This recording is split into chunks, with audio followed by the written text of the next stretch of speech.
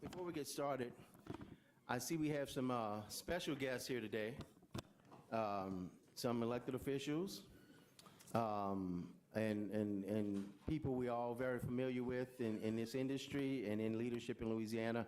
First of all, I see Jay Blossom, our former commissioner here today. Jay, I want to say everybody knows Jay. He came to grace us with his presence today and give us a little leadership. He used to sit up here and run this show. I remember many times. In addition to that, I see we have another elected official here from New Orleans, our at-large city council member, Ms. Helena Moreno, former state representative as well.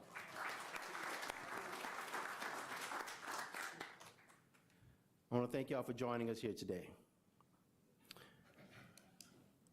All right, at this point, Brandon, I'll give it over to our secretary. Good morning, Commissioners. I'll let Ms. Bowman read the agenda. We do have a few announcements to make. First, I'll do a couple, then she's got some. As we let y'all know on the pre-B&E call, we had rescheduled the June B&E for the 17th. That has been declared the Juneteenth holiday, so we're going to revert back to the originally scheduled date, which is June 22nd for the B&E in June. That'll be here in Baton Rouge, so June 22nd. And I believe that's the only announcement I have. Catherine's got a couple. Yeah, staff has a couple of announcements. First, we do have 13 agenda items today, and we'll be taking one item out of order, which is under exhibit number 10, the discussion with Mr. Denault, and that's at the request of Commissioner Campbell and Chairman Bossier. And then we have a staff announcement. There's been 2 internal promotions since the last B&E. One is our IT director, Brett LeBlanc, retired, and Bill Foster took his place. Bill has been with the commission for a while, and he's actually the one that revamped our website. So if you like it, you can thank Bill for that. And then Miss Evans, Lauren, was promoted to Deputy General Counsel, and so she was going to take the place of Melissa, who went down to be one of our ALJs.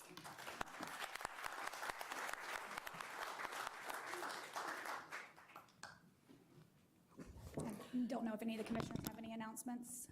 Commissioner Scametta. Yeah, I just want to bring to the commission's attention that... His mic, I don't think it's... Hold up. Let me make sure you turned on here. Got it that time? Yeah, okay.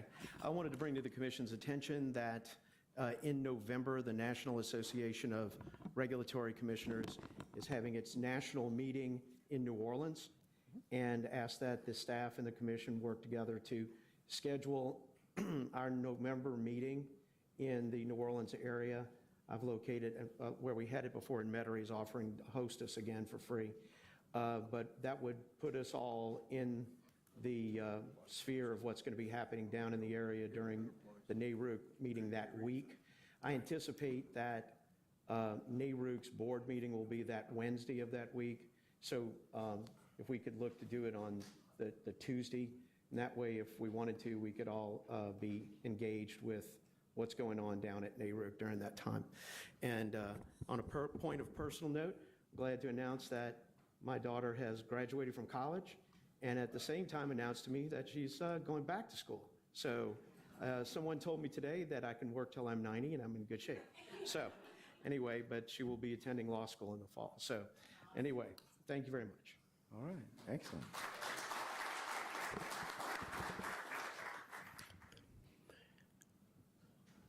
Are we ready? Yep, and that's all the announcements we have. Okay, there's no more announcements. We'll move to exhibit number 10 and ask Mr. Denault to come up, please. Okay. At this time, we're asking the chairman of Entergy and the regulatory staff of Entergy to join us. Philip May, I would just ask Mark if you, Kleehammer. excuse me, introduce yourselves before speaking, and if you'll fill out a yellow card just whenever you're done, please. Oh, perfect. Thank you. I just want to be clear as chairman, because of this first item we're doing today is why we started with 2 prayers this morning. So little special intentions involved. At this moment, I ask, everybody ready? Hold on. I could just do a quick introduction. I'm Philip May, President and CEO of Entergy, Louisiana. With me today, Mark Kleehammer, Vice President of Regulatory Affairs, and Leo Denault, who is Chairman and Chief Executive Officer for Entergy Corporation. All right. Well, let's get right to it. I want to thank you for coming here. Thank you for coming before the commission at our public meeting. I think we have a packed house. We're interested in the things that we will discuss here today, things that the commission wants to hear, things that Entergy wants to say and respond to. At this moment, I'll turn the meeting over to Commissioner Campbell. First of all, I want to thank you for coming. We work with you, our staff. We wanted you to come 2 months earlier, and you couldn't. You were in a meeting. We understood. Last month, we were meeting in Manny, and that would be a bigger problem. So it's better today that we're in Baton Rouge, where everybody can hear what we want to say. First of all, I want to, you might think, I want to pay some compliments to Entergy on 2 people. These guys you got to the right and to the left of you. They're gentlemen. I don't always agree with everything y'all do. They've never been rude. They've never been disrespectful. They always put your company first. And they're not unreasonable. I've voted against a lot of times, and a lot of times I help you. But you got 2 good folks here. You had one lady who's my champion. She works for you. What's her name, Philip? Heather LeBlanc. What? Heather LeBlanc. Well, Miss LeBlanc found out we were putting light bulbs in, to make a real colloquial term. We was redoing a lot with LED lights. And we were presented with a bill. And she told Mark that this bill is way, way too high. So you ought to give her a trophy or a raise. She saved thousands of dollars for consumers in Louisiana. We took that advice from this lady that works for y'all, and we looked what she was saying. She was absolutely right. And we cut these bills considerably, sometimes 30 and 40%. She's the one who brought it up and said, this is way out of line. These lights shouldn't be costing this much. So whenever you see her, you tell her that I appreciate it and the people appreciate it, because she saved thousands of dollars to consumers on these LED lights. We're using them now, and they use less electricity. You might not like that, but they are pretty, and they're brighter, and they're the future. I want to talk to you a little bit about your company, and let me just say this. I want everybody in this room to hear this. I'm not picking on Entergy. I'm picking on no one today. I am, as Senator Rayburn used to say, I'm seeking information. Senator Rayburn was in the Senate with me for a long time. He's from Bogalusa. But anyway, before I asked Mr. Bossier today, and I asked Brandon Fry, I want you to hear me, Mr. Secretary. I want this to be a precedent. I want SWEPCO to come. I want CLECO to come. And I'm not talking about just somebody from SWEPCO. I'm talking about Nick Akins, the head guy from Bossier City, where I'm from. He needs to come. Head guy at CLECO, Centerpoint, and Atmos. Everybody needs to come up here. We haven't done this in a long, long time. When's the last time you've been here, Mr. Denault? I've never been here. You never? Obviously, I've met with all of you on a regular basis. I understand. When we had the opportunity before I COVID. understand. But that can't ever happen again. Our job is to grade y'all's papers. And the only way we can grade your papers is ask you questions. And they can't always be softball questions. They've got to be, we need to do the research and find out what's going on and how your company's running, and if you're really doing the best job you can do for ratepayers. So after I said that, now I've talked about what a good fellow you are, I want to ask you some other questions, okay? Let me ask you something about the profitability of your company. Is the profit from 219 to 220, did your profits go up 11%? I don't know the exact number. I don't think earnings per share went up, probably cumulatively over that time, yes. It sounds about right. From 1 billion to 1.4 billion in 2020, does that sound about right? Sounds about right, yes. So y'all made $1 billion and it went up to 1.4 billion, right? Okay. Let me ask you something else too. Dividends. My records here show that in 19, you paid $1 billion in dividends. In 2020, you paid $1.4 billion in dividends. In 2021, you paid $1.2 billion in dividends. So it's about $3 billion there in 3 years. $3.6 billion you paid out to your stockholders. Would that be correct? Sounds a little high, but it's in the ballpark. Well, 3 billion or 3.2, but at least 3 billion.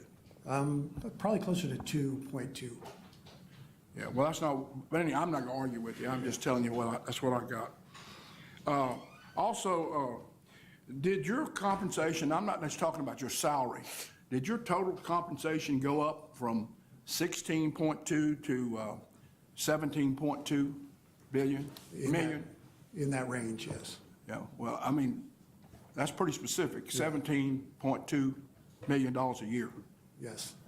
You ever figure out how much that is an hour? I have not, no.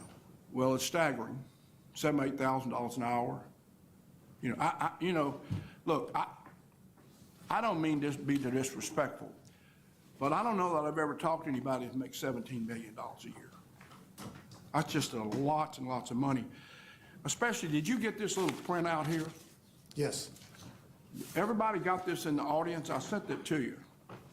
It's probably, like they say in the country, the proof's in the pudding here.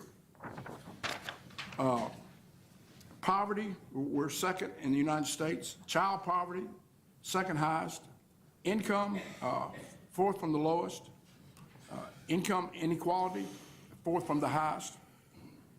The average for poor people, household median income remained among the lowest in the nation, though it rose slightly to $51,000 from a $48,000.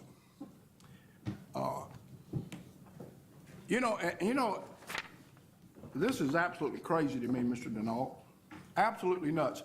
How in the world can Louisiana have all the natural resources we have and the Mississippi River, and we're in this fix? Only second to Mississippi in poverty. How can that work? There's nobody in this audience can answer that today. Not one soul can answer that. All the oil and gas that we've got, sulfur, whatever else we got, all this great farmland, and we're broke, basically. We're at the bottom. So that's troubling to me. And I'll say that to say this. What's bad about that is these people, and I'm not being offensive to Mr. Francis here, I represent a little place up in East Carroll. The average per person poverty rate in the United States is $13,000 few dollars. 48% of East Carroll Parish makes $13,000. And y'all serve those people up there. You serve them.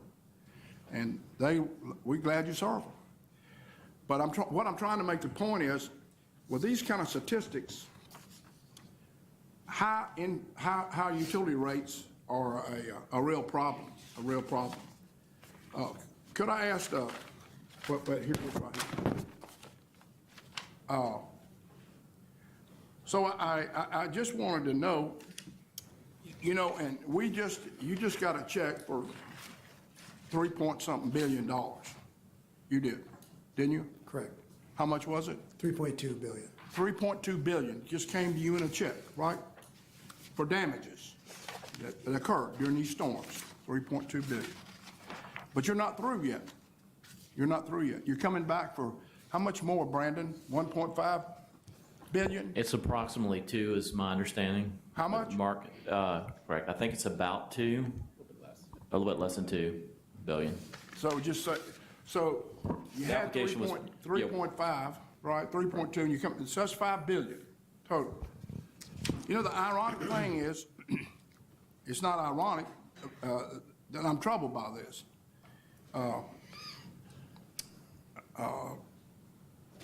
All this money is refunded to you from the people.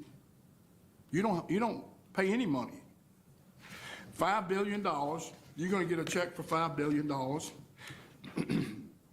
The ratepayers underwrote that.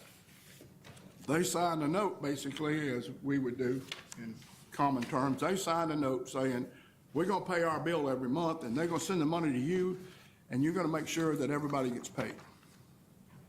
And we talk about dividends. I did a little checking on your dividends.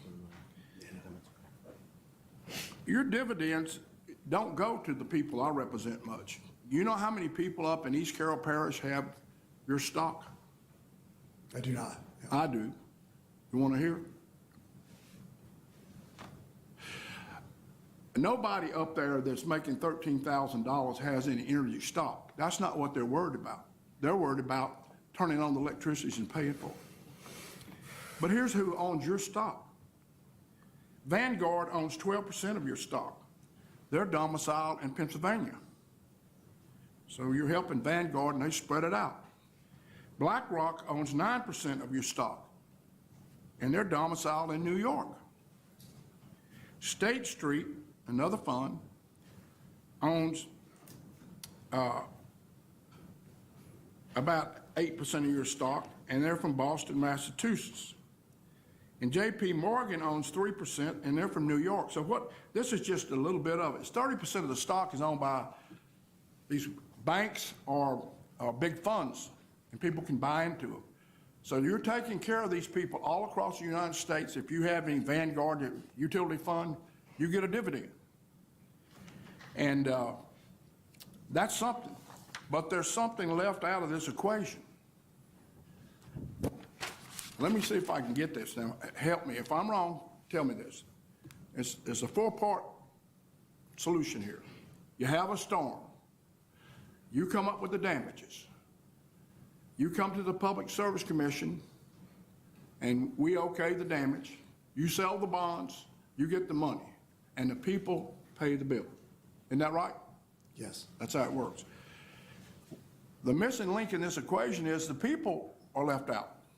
You make your money back. Dividends, somebody in Boston, Massachusetts, or wherever they're at, they get a big fat dividend from your company, and they do that because you're making money. That depends on how much money you make every year, dividends. If you don't make a lot, your dividends not, and that's correct, right? Yes. But and your salary, the more money y'all make, the better you do. They wouldn't give you $1 million raise if y'all wasn't doing good. Isn't that right? Yes. Well, but the only people not doing good are the people that's going to have to pay for all the storm damages, and that's the folks. Y'all don't have any skin in this game. You don't have it. The people have to pay for everything. The stockholders, and I'm blessed, I might have a few shares of stock. I understand that. But the vast majority of the people living in Louisiana don't have stock. They have a hard time making a living, paying for their electric bills, paying for the gas bills, this, that, and the other. Now, if it's $5 billion, Brandon, you're the math and teacher. I used to teach math, but help me, Lou. That's been a long, long time ago. If we're going to be paying, how much did you say we were supposed to pay? $12 a month extra for 3.5? For the average customer, it's between 10 and 12 bucks is the number. Well, if you add another 2 to it, that's half of that. And I confirmed, it's 1.6 is the additional ask. So the total will be it'd be 4.8 billion will be the total of the two. So about how much a month would that be? About $16 a month? That sounds, Colby's my math guy. He's agreeing, $16 a month. Okay. So we're going to put $16 a month on for 15 years now, not just 5 years.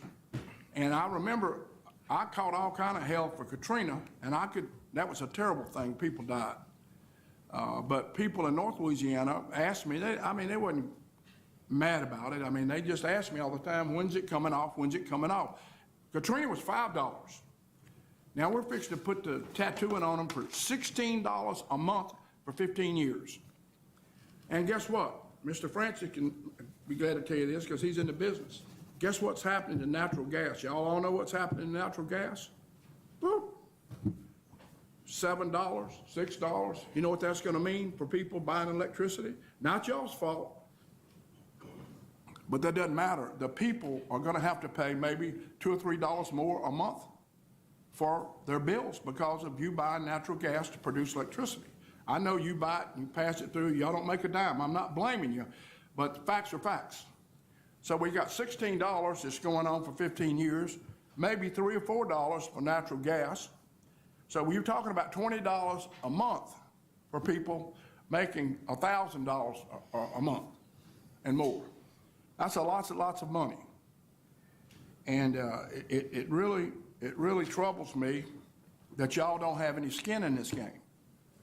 But I have a solution, and I'll mention that in just a few minutes.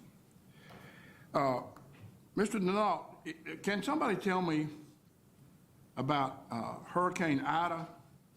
Was that from August the 28th of, August the 28th of 21 till September the 7th? Is that about right? You know, can anybody tell me when Ida was? I think it's August 29th. Was? Yes. I'm looking at the flight log here. One time, it's not your fault, but in 2005, when nobody else was on this commission, I don't think. I was here. We tried to get this and we couldn't get it. I asked, y'all wouldn't let me have it. And I don't know how I got this. You don't need to know how I got it. Anyway, I got it. Now I got the flight log.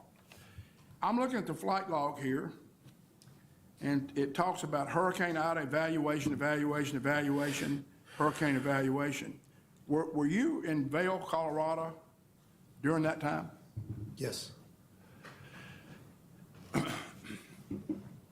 You wasn't in the, you took you and your family out to Vail, Colorado Yes.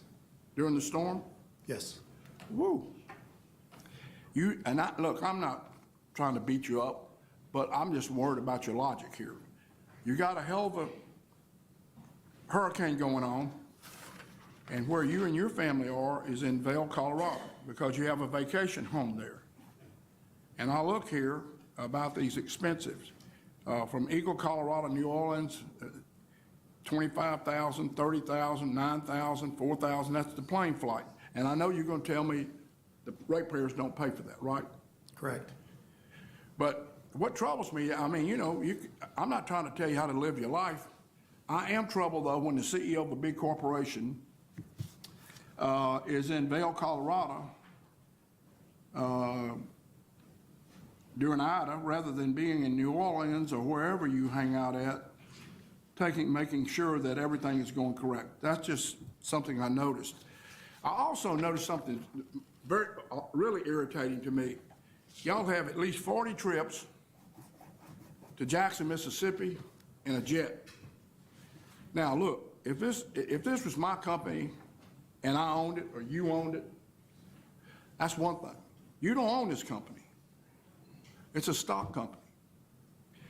If I owned it and I wanted to fly from New Orleans up to Jackson, Mississippi, that'd be me. I'd say, well, old Foster's going to pay for that, whatever it costs.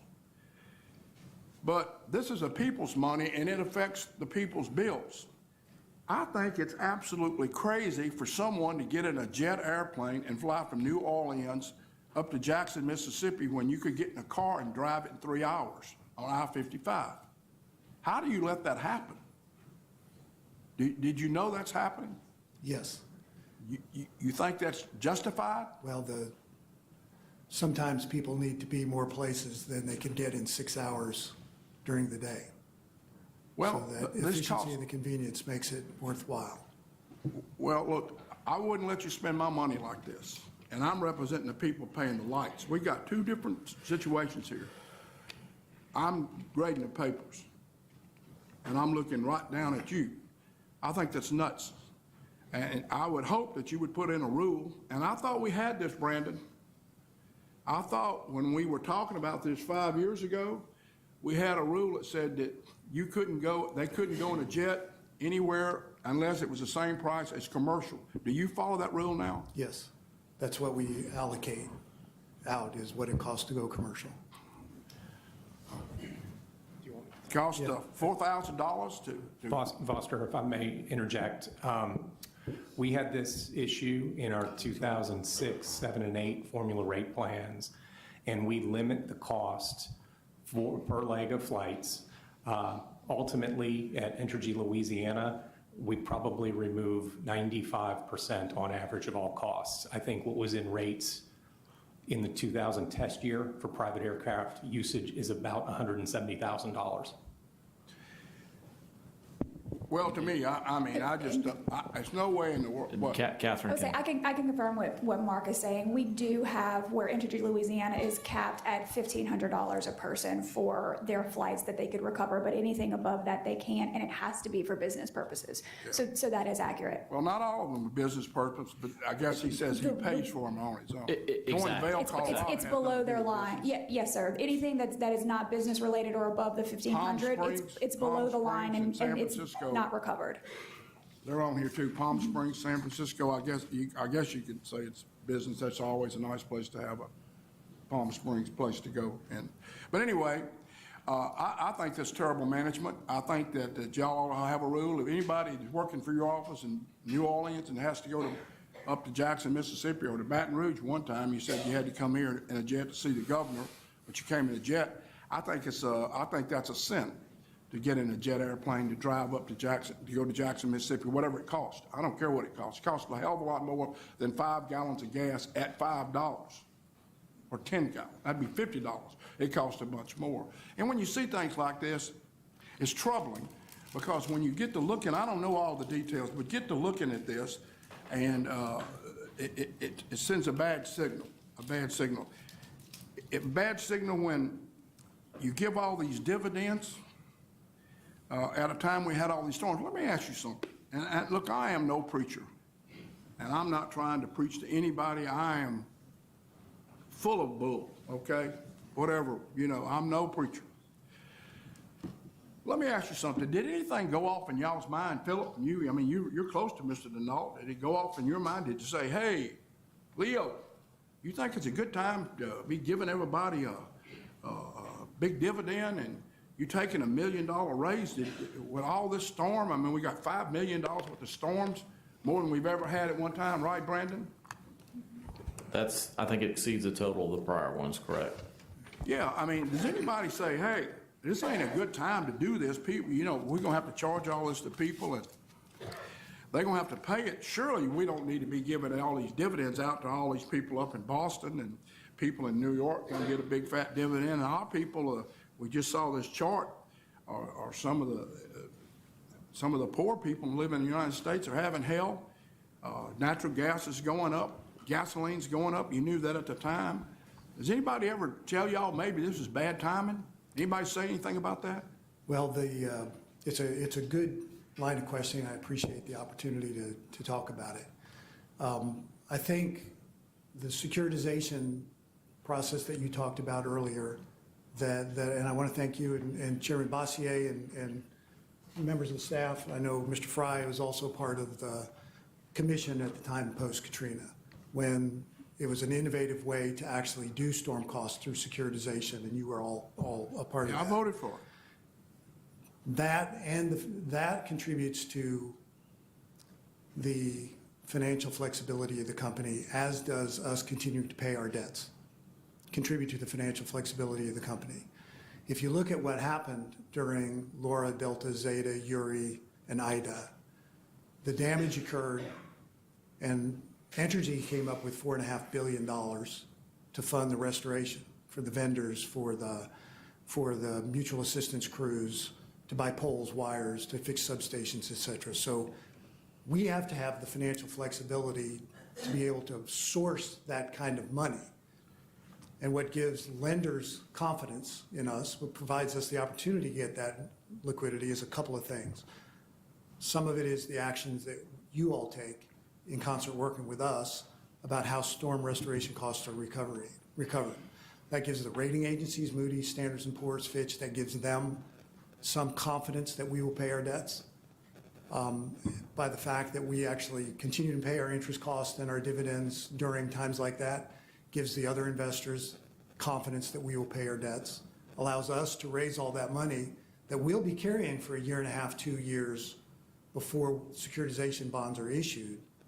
We need to be able to source those dollars, and paying the dividend, plus the understanding that working with the commission, prudently incurred costs will be recovered, is a good thing for us to be able to have that financial flexibility. Now, securitization in general is far and away a better way to cover those costs than if the utility were to invest in normal rate making, because obviously we have a very, very high rating on those, very, very low interest costs, and there is no equity return that goes to the utility, so it's the lowest cost financing that we can do, and the way we do it in Louisiana is really better than anywhere else in the country.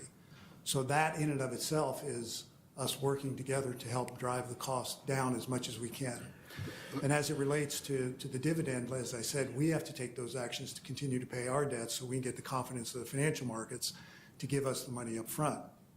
Now, I was the chief financial officer at Entergy during Katrina and Rita, and it was a far different situation at that point in time.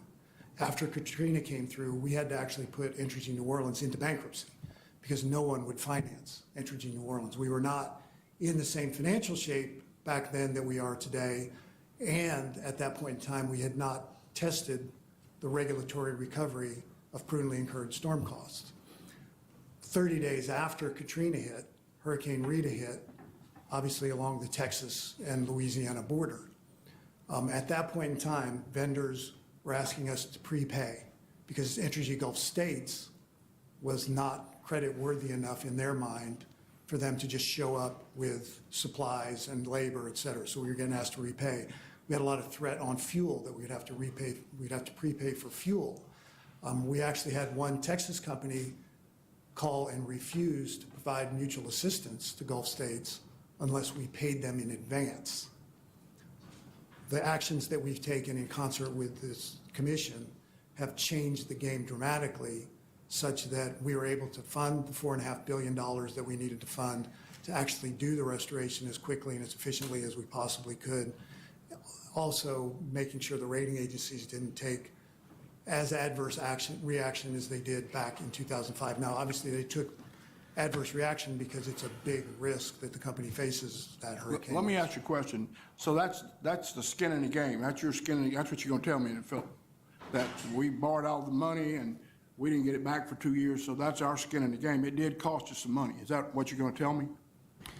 Well, in regards to skin in the game, actually, I mean, we also had roughly $70 million revenue hit that came from Oh, wait a the result of that, so. Okay, go ahead. I'm glad you brought that up. I'm glad you brought that up. You lost revenue in the storm. We did. You're not saying that you ought to make money during the storm, do you? That's what you just told me. Come on, Philip, you don't think you have a storm, y'all lose $90 million because nobody's got electricity? So what? You lost $90 million, you didn't have any, you couldn't serve electricity, but you ought to, that's your skin in the game? That's your business, man. You have a monopoly. Nobody can interfere with you. And you had a terrible storm where people were dying, still living in the streets in tents, and you telling me you lost money? Surely you're not saying that. Well, Commissioner, you asked what skin in the game, and we actually do, carrying that money over that time and the financial effects on the company itself. It's not like we had no effect on the company during the time. Let me ask you another question.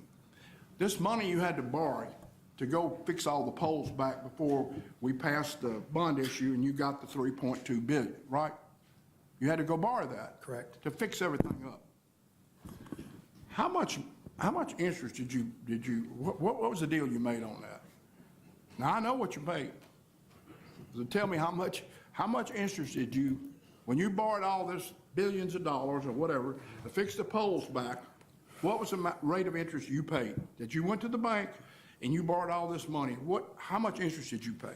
I don't have that, Mark, if you have that. And Commissioner, I don't recall the exact number. I know that we did $1 billion, two special bond issuances, $1 billion each after each of the storms, probably one of them less than 1%, another one around that 1%. And we removed that from all rate-making issues. So it was directly applied to the carrying cost of that storm. So you borrowed the money at 1%, and that's what they're allowing you to charge off. That money was cheap. But you got to be a big boy to borrow billions of dollars. I don't care, they're not going to loan it to you if you don't have the credit. You had the credit. So you borrowed money to fix up the infrastructure, and you borrowed it from a bank at 1%, okay? All right, that's what I want to know.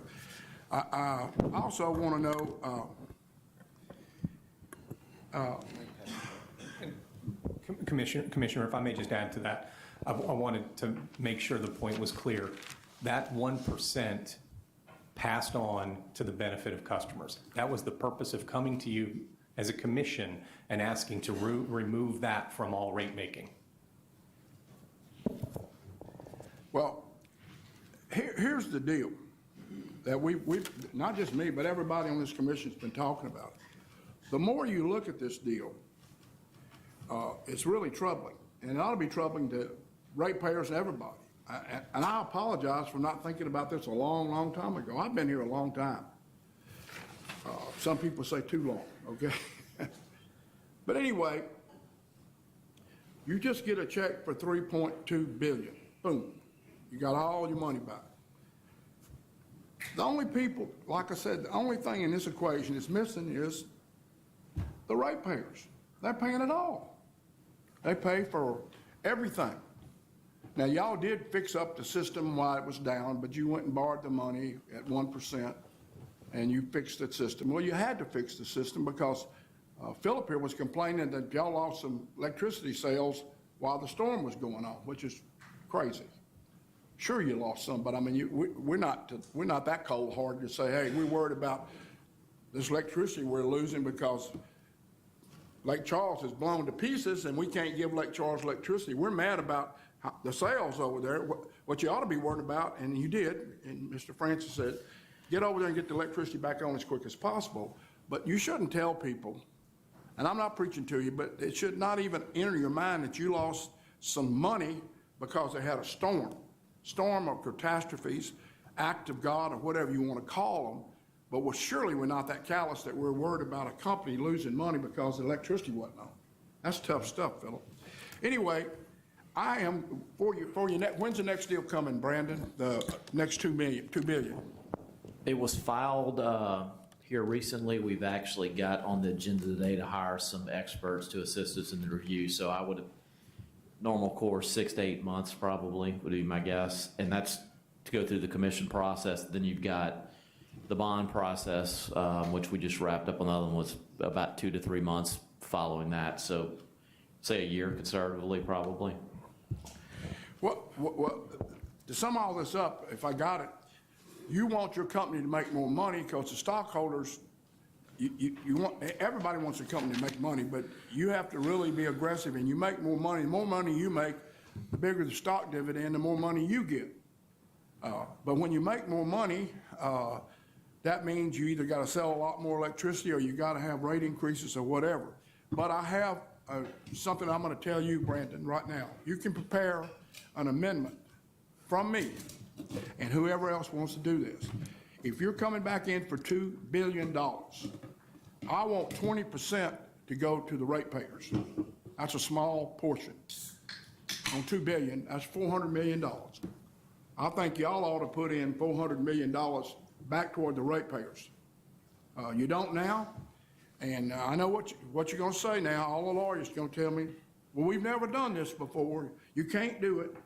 I think we can do it. We can do it with 3 votes. Y'all can go to court. We can let a judge decide. I think if a judge looks at all this, they're going to say, well, that's fair. A long time ago, this is a silly comparison, but they said, hey, you can't, they told Kennedy, you can't go to the moon. We went to the moon, and I think we ought to ask all these companies to put some skin in the game. SWEPCO is coming. I'm going to ask the same thing for SWEPCO. They're in Shreveport. I know them. If they want $50 million, 20%, let them come with the money.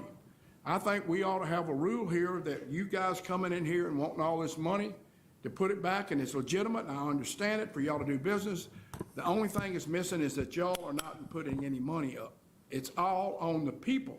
And if you look at that chart, this is a hell of a note to put it on all these people in the state of Louisiana. Some of the poorest, I won't use the poorest, but people who make the least amount of money in the United States, that we're in charge there.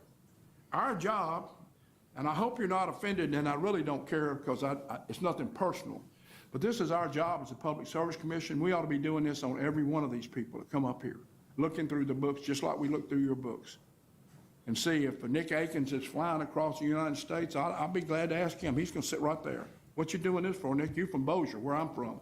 Your daddy sold cars. Hell, you in a jet plane flying over, how much does it cost?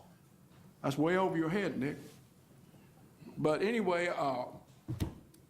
I want you to have me amendment, Mr. Brandon Fry. You got it? 20%. And that's the shareholders. I want 20% of this money going back to the ratepayers.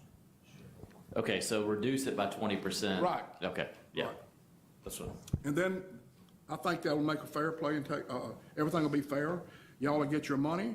Your company will do good. You still can pay dividends to the people in Boston and New York. And then your salary, you'll probably get another raise. Everything will go good, but then the people of Louisiana, you got 1 million people. Isn't that right, Philip? 1 million people? 1.1 million people from Arkansas, a little place called Bonita up there, right on the Arkansas line, all the way down to Golden Meadow and everywhere down there, you're South Louisiana, all the way to the Gulf of Mexico. That's a big stretch. And some of those people, I personally think if we do our job, we'll ask you to do that, we'll all feel a little bit better that this is a fair formula rather than just making the people pay for it all. That's just how I feel. So you have any questions or let me ask you something. Would you agree to that? Not here, no. No, I what? would not. No, I would not. Let me ask you another question. Thank you. You wouldn't agree to that? Correct. Would you agree to 1%? I think we need to go through the process and see where we come out. As I said, what we need to balance, and I think it's in all of our best interests, we need to work collaboratively on the interest of the customers and the communities we serve. We need to make sure that the company continues to have the financial flexibility, to have the confidence of the capital markets to be able to respond during those events. I think your company needs to bear down on making sure that customers are satisfied. I don't represent Baton Rouge, but man, I got all kind of calls in Mr. Green's district when all these Entergy, not good service down here, poles were old, this, that, and the other, and we watched the presentation that he had the other day that I was impressed by, making sure that your company was running right. Some people didn't feel like y'all did such a good job getting electricity on back here. That's what I was hearing from in Shreveport. But anyway, I hear what you say. You're not going to agree to 20%, and I'm going to answer that question for you, Mr. Denault. You're not going to agree to 1%. But anyway, I'm not for 1%, I'm for 20. And that way I'll feel confident that your company feels the hurt too. Right now, I don't know how much hurting you feel. You don't get to sell electricity because the storm took out the electricity. You don't get to charge people for 2 months or a week or two. I got that. But I can't see where y'all, I mean, evidently it didn't bother you too much. You got a big raise. Stockholders got big dividends. Y'all living pretty good. It's just the people on the other end that's not living too good. In Louisiana. And we're going to have to pay an extra $20 a month for 15 years. That can make it really bad. So I hope y'all look at this and before you come back, we all get together and see if we can come up with something where y'all feel like it's, that y'all ought to put some money up. Right now, I think you're scot-free. You know what I think about? You ever go to ice cream shops? Yes. You like ice cream? Yes. I do too. You know what I like the most, and it looks like it too, don't say it, but you know what ice cream I like the best? You know what a chocolate sundae looks like? It's big, right? And what do they do to a chocolate sundae when you get through it? What do they always do to it? They put a cherry on the top, right? Don't they? You shake your head like this. You know they put a cherry on top. Yeah. Well, that reminds me of your company. All these things you got, and then you know what? You know the cherry on the top of the ice cream with you guys? Y'all got a monopoly. Now ain't nobody can get in business against you. That's one hell of a note, isn't it? You come out of these storms, it doesn't cost you anything. You're making money. You get a big raise. People in Boston and all, they get a big raise. The people don't, they get to pay more. And not only, at the end, we give you a big chocolate sundae with, we put a cherry on the top and said, oh, by the way, nobody can come to Baton Rouge but you. These lights here, y'all would have a fit if another company would come in and say, we'll do that. Y'all don't want any competition? You need to start treating us better. If you don't want competition, and you know what's going to happen? When you get greedy, then people get to thinking, well, maybe, we might ought to open this deal up for a while, or let's take a look at opening it up. That's what happens. Y'all are in that situation right now. Everything's going your way. Nothing's going the ratepayers' way. And you've got this big chocolate ice cream with a cherry on the top and say, oh, by the way, after we know all that, ain't nobody providing electricity in Baton Rouge but you. I have an insurance agency. Man. I wish I could sell all the homeowners insurance in Shreveport, but I can't. There's about 100 agents. He's a doctor. There's a bunch of orthopedic surgeons down there. He ain't the only one. Same way with Mr. Scametta, his business. He sells real estate and does brewing and all that. There's people in business. You guys have got a bird nest on the ground. Don't leave out the drilling rod. So anyway, I appreciate it. You're very nice and very respectful. And I didn't mean anything personal, you and your family. I think y'all have some bad habits, and I hope you cure them. And I hope that you will think about this long and hard when you come back for that extra $2 billion and say, hey, I think you're right. Or I think the commission, not just me, I've been talking to Bossier and Senator Green and Senator Francis here. I think y'all are right. We're going to put a little skin in the game. That'll make it. And then you know what? SWEPCO comes right behind you. I'm going to tell Malcolm, you saw what you call it did? Yep, you do. Let me tell you what CLECO did, though, and I praise CLECO. CLECO didn't give a dividend this year. You know that? They didn't give dividends, and their president getting a pay raise. And I praised them for it because I thought it was a good move. I think y'all ought to be out there feeling this public. And when you have these storms and you look at it, and I think you ought to have somebody advising y'all saying, hey, man, put the brakes on. Well, I just don't think it's a good time to be doing this, But anyway, thank you for coming. Don't feel like we'll ask you back. And don't feel like we're just singling you out, because I'm going to ask SWEPCO and CLECO, and I'm sure everybody else will, Atmos, they're out there, and Centerpoint, the same tough questions. We all ought to, that's our job. But thank you, sir. You were very much a gentleman, and you have two nice people working for you. Thank you. I'm through. Thank you, Commissioner Campbell. I think some other commissioners have questions or comments. If you don't mind me chiming in at the end of Commissioner Campbell's line of questions to ask Mr. Denault, do you have any questions or comments before we proceed? That wasn't rude, was it? The only thing I'd say is I appreciate the opportunity to be here.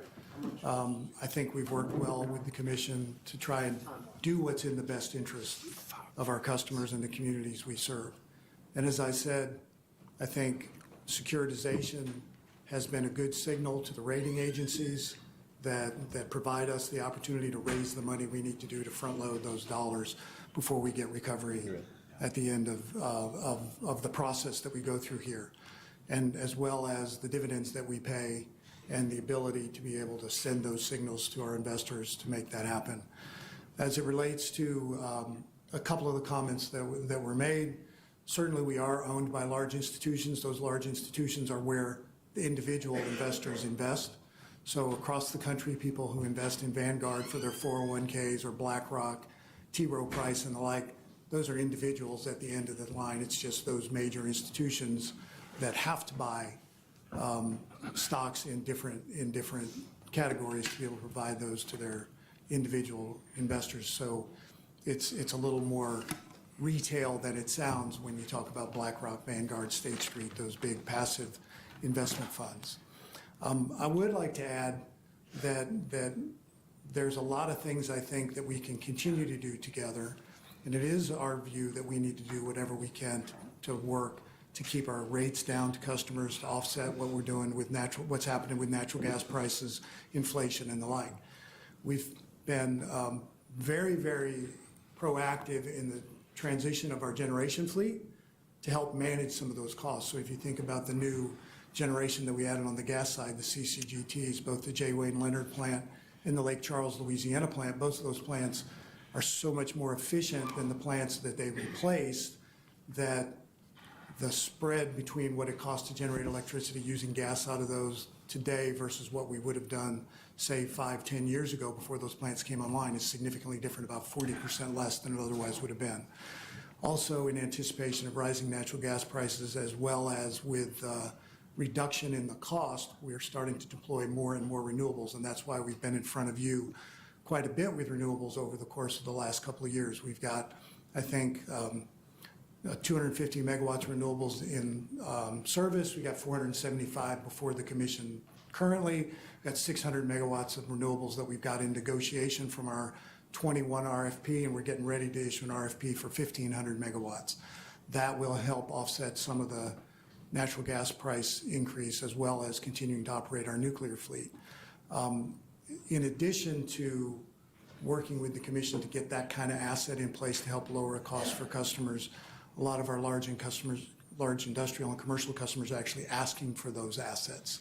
And the more proactive we can be to work together to try and get those online, the better off we're going to be in creating economic development for the state, bringing new jobs, and helping to offset some of the issues that Commissioner Campbell had so rightly talked about in terms of what the income levels are and the poverty levels of the state. That's also a reason why Entergy spends a significant amount of money in the state, whether it be through our charitable foundations, employees' contributions to the Power to Care, our employee volunteer hours, as well as all the advocacy that we do in Washington, D.C. to get dollars allocated to the state for LIHEAP to help people pay their bills. One other thing I would mention is we also look forward to coming to the commission with our resiliency plans. These storms that we're seeing, whether they're winter storms like Winter Storm Uri, the number of tornadoes. When I first moved to Louisiana, a tornado outside of a hurricane was a pretty rare occurrence, and now it seems to be the kind of thing that we see more and more. We've seen some of those devastating in New Orleans area just this year. Given the increased frequency and the increased severity of what we're seeing in storm activity, we think that the game has changed in terms of how proactive we should be in providing resiliency to the system. And we're looking forward to the opportunity to come to this commission with a plan that we're analyzing right now that will do just that, to be able to spend money now that will avoid future storm costs, which at the end of the day will be cheaper for customers than it will be if we're putting things back up more and more often. If you think about the hurricanes that we saw in the last 2 years, it had been since 1856 was the last time we had a hurricane as strong as Hurricane Laura. And then we went 12 months later to the day we had one exactly like that with a couple of hurricanes in the middle. Once in 100-year events are much more commonplace today than they used to be.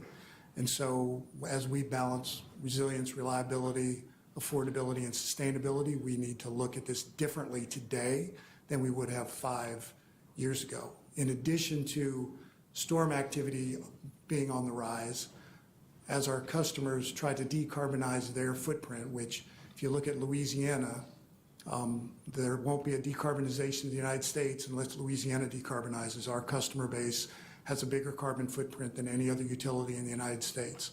They're coming to us, asking us to electrify more of their processes such that they can make the trade from burning fossil fuels to utilizing our clean electricity. We have one of the cleanest large-scale fleets in the United States, currently getting cleaner all the time. As they rely more on us, the impact to them of these storms becomes greater. So that combination of more frequent, more intense, and more reliance on the electric grid means that that cost-benefit analysis is shifting from where it would have been 5 years ago to where we're looking forward to bringing that opportunity to provide that resilience to the grid to all of you. Let me, if you don't mind, I'm going to stop you right here, because although it's all great information, I know that other commissioners have questions. I'm sure to some degree you have probably answered some of those questions in your comments. But at the same token, I think the commissioners deserve a right to be able to ask the specific questions and allow for your answers to be specifically in response to that. So at this time, the next commissioner is Commissioner Green. Thank you for being here, and you do have two great guys here. I consider them that it's democracy is negotiated capitalism, and we need to know from the experts involved what's going on as we make policy. I know you all mainly represent shareholders, and we mainly represent ratepayers, and the purpose of this meeting is to find that balance. And if it's out of balance, how do we address it? And so I just want to share some of my thoughts, and most of them are curiosities. They're not declarations. And then the other word I would say is we're about accountability. I think good governance is around accountability, and we can't do that without information. And so,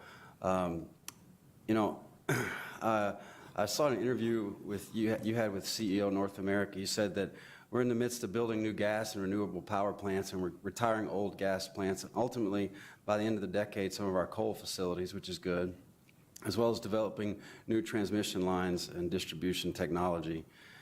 And you go on to say that this is a 1 to 5 year strategy that served us really well in the earnings growth and what you've seen, the stock price appreciation. And that's good. You're doing a great job with that. And you note that you've managed business risks through a planned and orderly exit from our merchant business, the creation of a world-class capital project management organization that delivers our projects on time and budget, which is good, and building constructive relationships with our regulators that have enabled the development of progressive regulatory mechanisms. That sounds great too, but you go on to say that 90% of our capital plan over the next 3 years requires no further regulatory approval to execute, and 90% is expected to be recovered through timely, progressive regulatory mechanisms. And so I feel like there's a little out of balance if there's 90% that you get to spend and earn a return on without us approving. And so what do we tell customers when they say, Sure. That's out of balance? Because I get that call a lot. And so we look at our measures are the same things you just said: reliability, affordability, and sustainability. Well, we happen to have reliability metrics, the SAIDI and the SAFE numbers, which, if you subtract out the storms, 47th. If you include them, we're 50th. And so that's the imbalance that I perceive, is that you're giving your shareholders great returns, but our customers, it's like price and value. If you have a big price, okay, well, if you have a big value, then the price is okay. If you're getting a small value, that seems like a really higher price. And I think that's what customers are feeling, at least what they're reporting to us. And so that seems more like a one-way street. And sometimes you guys do such a great job that they align Entergy's interests with the ratepayers' interest, and we have to double-check that homework to say, well, is it really aligned? And so we would really love y'all's help on finding more alignment, but we do have to check your homework on that too, right? So I just have one more thing to say, that I haven't asked him yet. I think that we want to see that you value your customer as much as we represent them. Things like rebranding, is that the best time to do that? Did it really cost close to $1 billion during storm recovery? We hear these things and we don't know how to check those out, so we need to know those things in order to be accountable. So I have a docket open, and it's called customer-centered options. I have a rule in my practice: if it's always about the patient, it's going to work out fine. And then we've put the hospital, the insurance company, the doctor after, make it about the patient. And I approach the same way with regulatory, if we can make it about the ratepayer. And so I have a docket, customer-centered options, that, like he mentioned, does include, okay, what does retail competition look like? Maybe the way we're doing it right now is the best, but we need to do better. And so I have a curiosity. Perhaps it's performance-based regulation. I know they're tiptoeing, they do some of that in Hawaii and whatnot, but I have a curiosity that encompasses a lot of what we're talking about today, to say, how can we make it better for the customer? And I would just like for y'all to engage in those conversations along the way, and accountable. And I think y'all have a lot to contribute to Louisiana, to the grid. Y'all are an asset to Louisiana. We just want the balance to be there better. Yeah, if I could comment on my comments about the 90%, further regulatory approval is the comment. So. Say again? Further regulatory approval. So in that comment, I'm not sure exactly when the date was or what assets we were talking about, but if we were to look at our capital budget, it's not that it doesn't require any, it's that it might have already occurred.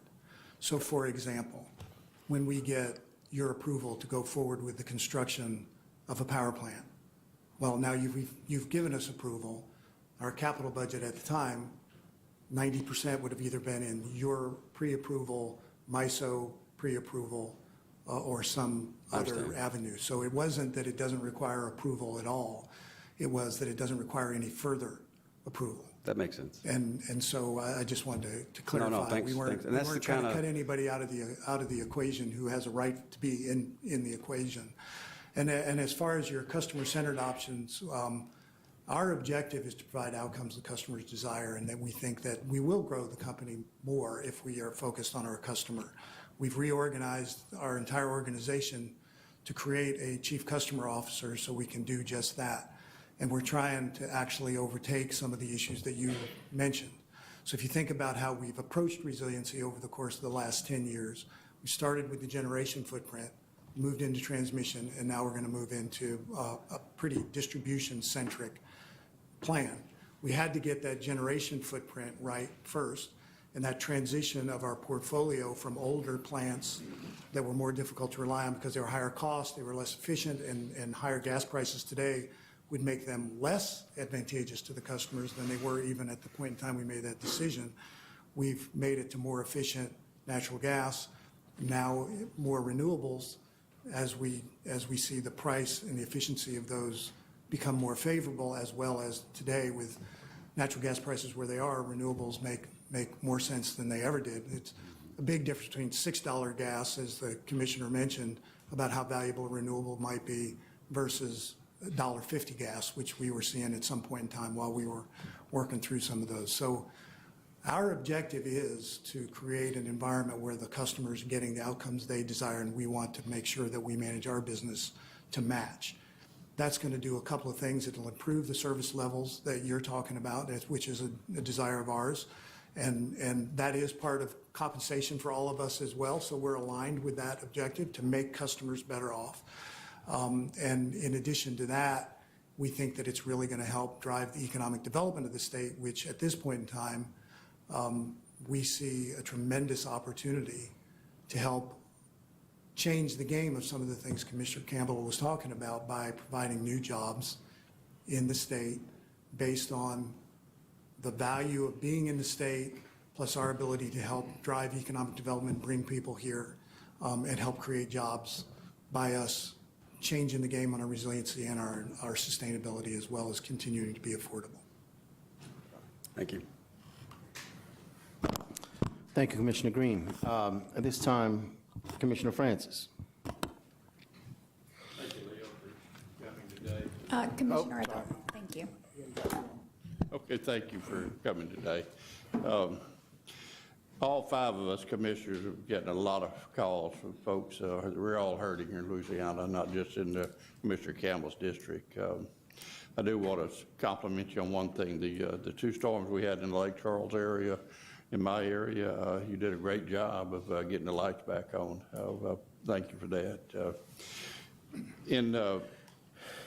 I think instead of coming from five politicians, I think we look to the company to look at ways that you might be able to help the customers. So I'd like to hear some creative ideas from you and the other utility providers too, that what can you do and still keep your company stable to help you this time. So I'll just stop right there. Thank you.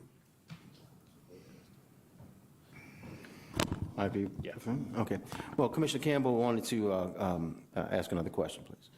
Commissioner Campbell? This is not being critical, just looking at the points. Now that y'all, and I'm glad, because I've always been for this, now they all got the religion on renewables. I'm glad to see you getting saved. Y'all seen the light and you saved. I remember when I first got here, or we started having solar rooftop, solar Yeah, in your area. that's right. And, man, I was campaigning down there, and everywhere I'd go, solar, solar, solar, solar, and y'all were all against that. That's true now. And now you've been saved, you've come to see the light, and now y'all are building solar plants. That's right. But y'all gave all the people hell down there that was putting solar on the roofs. Matter of fact, y'all cut the price. They don't get anything now. They just get wholesale, right?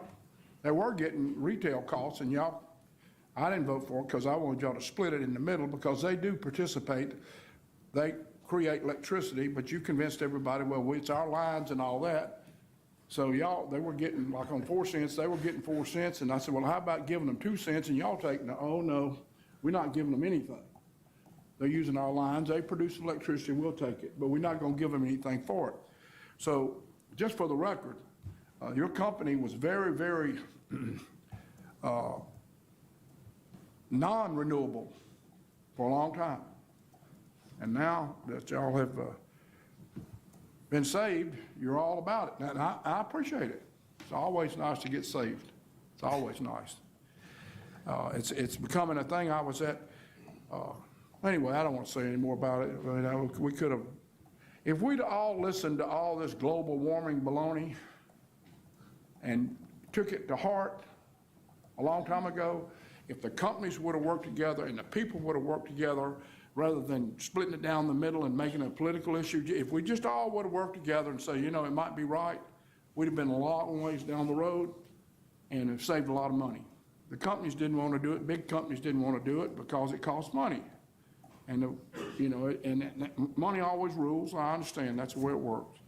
But if we'd have worked together, we'd have been further down the road. Now, I'm glad that y'all are putting in these solar farms. I'm trying to do everything I can. In North Louisiana, we got 4 or 5 going in. I'm all for it. It makes sense. And the wind energy, we're getting wind energy from SWEPCO, bought the biggest wind farm in America up in Oklahoma, and I'm all for it. I want to ask you one thing. I forgot to ask you this, though, and I would be kicking myself if I didn't ask you. All these bids out here for lawyers, we got a bunch of them, and they put down how much they make per hour. All the lawyers that ask for jobs here, I don't know, which ones, give me one of them. What number you got? You can look at Exhibit 6. 6? Oh, okay. Yeah. Okay. Well, a lot of them, I raised hell about the rates. I've been raising hell about the rates. So Stone Pigman gets a lot of work here, and at the end of it, they'll always say, note these are discounted rates. How you like that? Note these are discounted rates. That's what Stone Pigman is saying. Well, the reason they're saying they're discounted rates because I raised hell about all these rates. How much you pay your lawyers up in Washington? How much? Stone Pigman charges $475 an hour to go up there. How much you pay your lawyers? I'll have to say, I don't know. Well, could I ask you a question? Is it $800 an hour? I honestly don't know. I don't know. Is it, how about it, Mark? Yeah, I would interject, and I might ask Karen Freeze to join us on this one. I'm sure it is higher, as I think we've discussed, depending on where folks are domiciled and located, rates change. We've got very specific litigation going on, but this may be more of a question for Karen, because I'm not sure what is public and what's not public. Well, If you don't mind, do you want to invite Karen to join us? yeah, well, Let me tell you, she's smart and she's very skillful. well, come on, tell her to come on up here. I want to know. All right, here she comes. You're getting the heavy hitters from Entergy now. Yeah. Just when you thought you got away. Let me tell you, I remember when she used to work here. She's tough, smart, like her a lot. Thank you, Commissioner.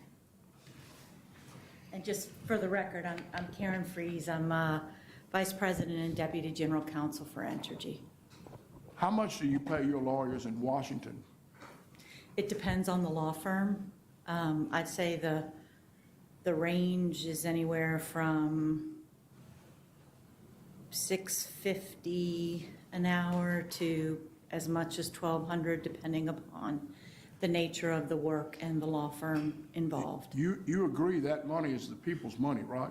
I certainly do, just as the $560 we paid to Mr. Fontham is the people's money. I understand. But there's a big difference between $1,300 an hour and $450 an hour. There's a big difference. I agree, and Commissioner, when we assign work to outside lawyers, the first thing we do is we try to go to the lowest cost firms that we can, and we staff them up. There are some cases, not a lot, but there are some cases where the claims are very big and very complex, and we have to go to a larger, more expensive law firm to be able to handle that. You know, and you've been always nice to me, and I appreciate it. But this not being nice, this ain't about being nice to each other. I'm just asking questions. Well, we can be nice to each Yeah, other, too. okay. You know that. From 13 to 450, it's $850 an hour difference. That's right. Now, Mr. Fontham will tell you that he's a complicated lawyer too, and we think he is. I think 450 is a lot. I've given them hell about paying Yeah, 450. it's $560. Well, It's $560 that we're paying for his litigation at the FERC. okay. Well, so you're paying $750 more for your guys. No, because like I told you, we have a tier. We have lawyers that we're paying less than Mr. Fotham's rate to, that are part of the FERC team and frankly doing the bulk of the work. But we do have one Ask law Fontham firm. to come up here. We do have one law firm that we've engaged that has higher rates. Let me, But the let bulk me, of the work is being done by people with billing rates in the $400 to $450 range. let me interject right here. Mr. Fontham, would you like to come up and discuss these numbers and issues with us? Just for the record, I think he charges too much, Mr. Fontham. So It's about to get good up here now. Come on. Yeah, you know, and so I've been on him about his rates, and then when I hear about some of y'all's rates, I would just like to interject that we wouldn't have to pay any attorneys if there wasn't a hide the ball element going on. Well, on some or things. if people were willing to engage in settlement negotiations. Can we get a chair for Mr. Fontham, please? So, I can just stand and tell you, the, You need to speak into the microphone. This is Mike Fontham. Yes. okay, They are portable, so you can move it. I'm Mike Fontham, one of the special counsel for the commission. We had to bid for all FERC litigation a set of rates, which we did last year, I believe. And that covers any case that we take on for the commission at the FERC. My rate is $460 an hour. Dana Shelton is $395, and Justin Swaim, who does quite a bit of work, is $260 an hour. And then for other, newbie attorneys who really haven't been working on these cases much, it ranges from $215 to $260, paralegals $120 to $165. There is one case that is pending in the U.S. Supreme Court that was a case, related to the bandwidth, where we were retained on just what our normal rates were. And my rate in that case is, I think, it's $595 an hour. I think we sent a bill that was $625, which was an error, and we are correcting that.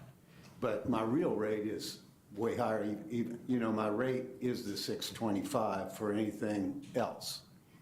I think that, Entergy has refused to answer questions in our FERC cases about what they pay these lawyers, except if it is kept completely confidential. And they are fighting to retain that confidentiality so they won't have to reveal what each law firm is paid. But they did allow us, even though the commissioners didn't sign the confidentiality agreement, they did allow us to tell y'all what the rates are. So, I don't think I've seen a $600 rate for Entergy's Washington or Chicago or Los Angeles lawyers. But, the range is toward the high end of what Karen said.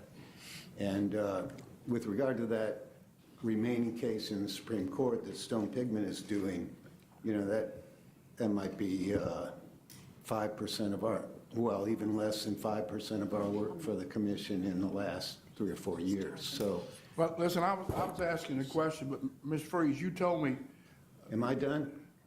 yeah, you were done. Ms. That Freeze, was about you told me, $800 right there, right there. how much did that cost, Mike? That should have been free. There's no such thing. How much, what did you say, they were north of $1,000 an hour? Didn't you tell me that? Yeah, I said that the rates for the DC attorneys range from anywhere from $600 to $1,200 an hour. Okay. Well, that's not privilege, Mike, 'cause she just told you what they were, $1,200 an hour, so, hey, that's 3 times what we pay, But anyway, I just wondered about that, that's all. No, and I appreciate that, Commissioner, and, we do too. I'm held to a budget, and so I really do make sure that when I can use my $300 an hour lawyers, I use them. If next year go up to my $450 an hour lawyers, I use them, and we do a whole lot of work in-house as well. And I think our average in-house rate is, if you calculate salary divide by hours, I think is somewhere around $130, $135 an hour. Well, So, listen, I was, and we really are conscious of the fact that customers eventually pay these bills, and we want to make sure that they're as low as possible. I believe you. I praised your counter person that worked with you. This lady saved the thousands of dollars, that clerk. Yep, Heather. That lady, secretary. She saved thousands of dollars for people all over the state of Louisiana by saying these light bulbs are way too high. So anyway, and you've always been a lady, and I believe you. So your rates in Washington cost $1,200 an hour. Okay, and we're getting Fontham for $495 an hour. So okay, I got it. Thank you. Thank you. Are we done? Up to. All right. Well, now it's the chairman's turn. I have some questions myself. First of all, so far the discussion's been pretty good. I mean, lively, but interesting. I have some questions I want to ask, and I want to talk about some things that have been said already. But I'd like to start off by saying to Mr. Denault how much I appreciate you coming down here. It's a rare instance that the chairman or the CEO of Entergy will come before the Louisiana Public Service Commission. I think it's been years since, you mentioned you haven't been here, but I think your predecessor, Mr. Leonard, can't come. I don't know the exact date, but I would imagine that would have been before 2010, somewhere between 2005 and 2010. So that's, you got to believe that's more than 10 years, or maybe in as high as 15 years. And to say that we heard about the privilege of the companies being here in Louisiana and even in New Orleans, to consider yourself a local company and such a big company, and we're your regulators, I'd like to see you here more often, but not to be dragged down and grilled, but to develop a relationship where we know the commissioners can have a dialogue with you. And I'm not saying you've ever been opposed to that. I just think it makes a much better statement if we can actually have you come by more frequently and to discuss things as they arise. I think what happens is if we let 15 years go by, things get kind of pent up and frustrations may come out. And a lot of things, actions change, rules change, policies change, fuel costs change, you name it. It's a fluid business. And so sometimes decisions that were made 10 years ago don't seem to be as prudent today and vice versa. So I'd like to see you more often. But I say I'd like to say thank you, and thank you for coming here, and thank you for taking the questions, and thank you for being before the public and this commission. Now,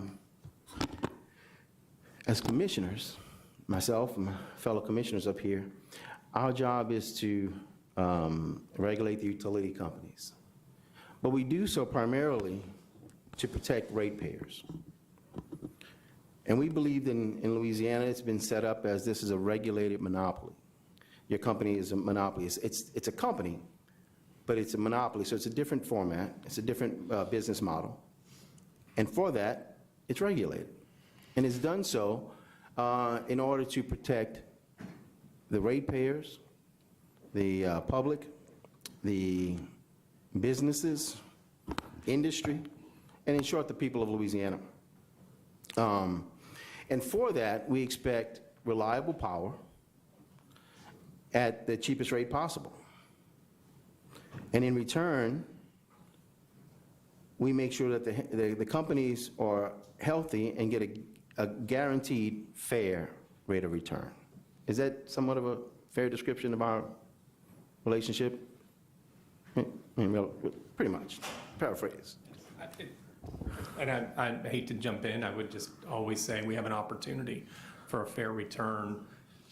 And, back to the issues that we've had, we have a target of 9.5. We've been earning 8.5 in the past, so that's why I always struggle with the word guarantee. Sorry. Well, there's a time, and if you like, there's time to talk about that. We have rate cases all the time, and we do those sorts of things. We have bandwidth, and we've done a lot of things to try and work those things together, but we always have room to discuss it. And we've done so constantly, all the time.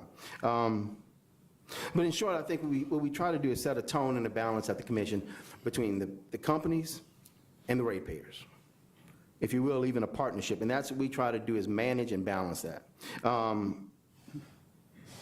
And today we've heard some big numbers on some of the benefits that Entergy may receive, things. And I guess the question is, when we look at all the facts, when we look at all the spreadsheets and the interest and the things that are being done, is it fair? Is it balanced? That's a question that of course we can answer. We heard numbers today like high salary, $17 million. Dividends, $2 to $3 billion. But, 2 is high, 3 is higher, but they're both high. Airplanes and luxury items. At the same time, we have large expenses for storm damage and repairs. Obviously, we may talk about whether the rate is accurate, but a guaranteed rate of return. It's never zero. And we know that most of this income comes, or at least on the regulated side, from its customers, from ratepayers. And at the same time, it's been discussed that Louisiana is a modest state. We're one of the poorest states, obviously. And we live in a difficult area where storms are frequent. We're in a very hot, humid climate, which means we probably use a lot of electricity to generate our cooling and lighting. So I know that other commissioners have asked the questions along some of these numbers that I just discussed. And I'm going to give you the opportunity to tell me why Entergy can earn so much, give too much to their shareholders, where salaries can be so high, contracts for lawyers can be so big, when all that money comes from a very poor state. I'm going to give you the opportunity to justify that and tell us why that's a fair relationship. Sure, and thank you, and I appreciate your comments. I'll start with kind of the rate side of things. Obviously, in Louisiana, we enjoyed for a long time the lowest rates in the United States. And certainly that's something that I think we've collectively worked together between this commission and the company to try and maintain. Certainly with gas price rises and the recent storm activity, that's put pressure on that position. And our objective is to do everything that we can to try and invest in a way that keeps rates at a competitive level, because we have two customer bases that I think are very, very important and need low costs from us. One is our residential customers, many of whom are struggling, and the other is the industrial customers who compete in worldwide markets that provide jobs and are trying to expand or locate in the state, and we want to do everything we can to help bring those companies here. So our objective with our future investments, if you think about what we're trying to do with the grid or what we're trying to do with our generation footprint, renewables, grow out, and how we deploy those, are all based on trying to make sure that the investments we make have a benefit to the customers that allows them to be worthwhile. So for example, resilience. With the changing dynamic in storm activity, the avoided cost of not having to spend as much for storms in the future is actually going up if you think they're going to be more frequent and more severe. Again, is it every 170 years or every 12 months that we're going to see a Category 4 hurricane? Probably neither of those, but somewhere in between is something that we need to go for, such that the avoided cost of not having to rebuild after a storm with all of its inefficiencies because of the time frame and the cost, that we can get in front of that. Same with renewables. There's a combination of a desire for some of our customers to actually take a slice of those through the green tariffs that we're trying to develop that helps lower the cost to customers to help them pay for, plus the addition of the fact that now with gas prices higher, those renewables will become more. Let me slow you down a little bit, although I appreciate your answer. But I don't want us to switch yet. I had a follow-up on storms and recovery. Okay. Okay. In general, these are questions, and once again, we don't get a chance to see you down here. We have an opportunity before this commission, before the people that generally come out. It's a public meeting. It's also being streamed and recorded. So it's a public meeting where the people can get a chance to hear the answer. So I'm going to ask some specific questions, which I heard you were answering before I got there. So it'd be better if we followed along like this. On storms, we just sold bonds, and that's going to be later in the B&E that we discussed, the bond sales that just were sold from the Ida and the Laura bonds, some of the Ida and some of the Laura and Zeta bonds, and a few other storms of the previous 2 years, and the much damage that we've had. Somewhere in the neighborhood of $3 billion were recently sold. And guess what time of year it is now? We're entering hurricane season. So let me just ask you specifically, what is Entergy doing right now to prepare us for hurricane season? And how should the people feel about possibly getting hit with more storms, and how can we continue to afford to pay for this recovery? So currently, we've gone through our preparation for the system. System gets prepared every year going into hurricane season, and it's things like making sure that we schedule maintenance in the right way, that we get our power plants back online, and that we do vegetation management in such a way that we clear as much right away as we can to allow for the fact that, so debris doesn't hit lines and the like. We also drill, do storm drills to make sure that our crews are ready and that the system is ready. We take lessons learned from our previous storms to put in place to make sure that operationally we figure out a way to do it more efficiently. There's always something that we learn. Every storm is a little bit different, so we learn something new, and we try to incorporate that into our future storm response. Lining up inventories, poles and wires and things like that we need to make sure that our supply chain, which this year is particularly important because supply chain issues are big worldwide in a number of ways.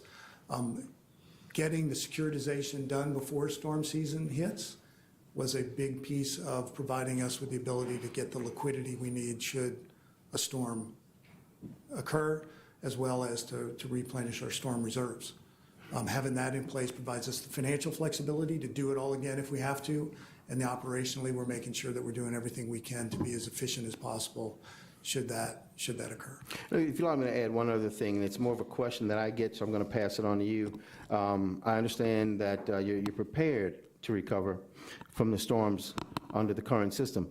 Is there anything we can do to harden the system, to strengthen the system so it's not destroyed every time a storm comes through and we're rebuilding to the tune of billions of dollars every time? Is there anything we can do to, I mean, every storm, I go around, I get called, I'm on the ground, and I see you have two fine gentlemen next to you, Mr. Kleehammer, Mr. May. I'll ride the bucket trucks. I go out in the public. I'm right there on the street. I go into the flooded areas. I go into areas where power's out, and they'll tell you the same. And I take pictures of broken poles and down lines, and that's during the storms. But in between storms, I'm constantly calling in broken poles and down lines for maintenance that could be improved. So let me ask you again, is there something Entergy can do to harden the system and prepare the system so it's not so easily destroyed under these storms, something to give us some resiliency and strength so that we can withstand the storms and stop spending billions of dollars to constantly rebuild it? Yes, and we have done that. We continue to do it. And again, that's what I was mentioning, that we look forward to bringing to the commission later this year, a plan for how we could add resilience to the system. So currently, one thing I will tell you about can we do it is what we've seen is the investments that we've made over the last several years in higher standard infrastructure has withstood the storms that we've seen. So if you look at Hurricane Laura, we had the Lake Charles transmission project is a good example. That was the largest transmission project we had ever done. Went into the Lake Charles area. It was rated for 150-mile-an-hour winds. It took the brunt of Hurricane Laura, and it was not damaged. Whereas 40-year-old infrastructure within a couple hundred yards of those towers was destroyed, given the strength of those winds. We saw the same thing in Ida, where infrastructure that was newer was not damaged, and the older infrastructure was. So definitely what we've seen is the new infrastructure can withstand the storms that we're seeing. The question becomes, how do you balance the cost of replacement and repairing upfront versus storm damage? So currently, everything we do that is new, or everything that we replace after a storm, for example, in Ida, is set to the new standards. But what we haven't been doing is tearing down perfectly good infrastructure and replacing it with something new, primarily to balance the cost associated with doing that. If you've got a tower that's there that works, that is passing inspection, we would have to go in and tear it down and put up a new one to get to the new standards if that tower's more than 10 years old. So what we're looking at now is trying to come up with a resilience plan that would incorporate some of that to make sure that not only when it's new, not only when we replace after a storm. So there's large portions of distribution infrastructure in Grand Isle that we undergrounded after it was destroyed in Ida. We believe that there are places where we can do more of it, and we would go through where's the most bang for the buck, and we would present that to you and get some level of agreement about how we should pursue it. So absolutely, there are things we can do and have been doing. But if you believe storms are happening more frequently and with higher intensity, which it's hard to look at the last couple of years and not think that there's something there, then that, again, changes the calculus about what it's worth to actually go in and make those resiliency investments. Okay. Well, you mentioned developing a resiliency plan. Do you have a resiliency plan now? We do, but we're looking at different scenarios to be able to accelerate that plan. So we're not looking at really doing anything different. We're looking at doing it more quickly. Okay. Well, I look forward to working with you on those issues because those are big issues in my part of the state. My district is huge. I represent New Orleans and Baton Rouge, and every storm, with the exception of the Lake Charles storms, which and Commissioner Francis will tell you, wherever there's a storm in this state, I go. I go and I meet with people, I work with people, and meet with the utility companies. I met with your crews on the ground in Lake Charles when Laurel came through, and I also went back several other times, not affiliated with the Entergy visit, and met with the local officials and everyone else, even though with the blessing, of course, my Commissioner Francis, as his district primarily, but I came back with great messages from the people there, the public there, and I've never seen anything as bad as Laura did to Lake Charles, with the exception of the flooding in New Orleans during Katrina. Just devastating. And so I understand the damages, and so we have to find a way to make the systems as hard as possible so that, this rebuilding thing can be a lot better. So I look forward to working with you on all those ideas that you had. I got a few more questions, if you don't mind. They're going to vary a little bit, but these are questions that I don't get a chance to ask you too often. So since I got you here, and we're going to go down a little list of questions that I get generally, and I think you're doing great at answering them, but I think it's necessary that I ask them and you get a chance to answer them. Right now, we're looking at rising fuel costs. Natural gas prices are spiking for the first time. At the same time, interest rates are spiking. Whether it's related to or not, economically, we're going through inflation. What is the company doing to either protect ratepayers from a rise in fuel, such as natural gas prices and others? At the same time, we're looking at retiring coal, which is fine, which is great, I think, overall. Not that I don't want to diversify fuel mix, I absolutely want that, but I want a better fuel mix, a smarter, wiser fuel mix. So what is the company doing to diversify, especially in the time of changing fuels, as well as a time of rising costs? Do you have a plan for that? Yes, we do. And as I mentioned earlier, it's a combination of the existing facilities that we've built recently that are highly efficient. The benefit of those new facilities, those new CCGTs, like the J. Wayne Leonard plant and the Lake Charles plant, the benefit to customers now is greater than when they were constructed, given the fact that natural gas prices are higher and the efficiency of those units is so much greater than the units that they replace. The growing renewable footprint will also help in diversifying that portfolio away from natural gas to allow for lower fuel costs, because there is no fuel cost associated with it.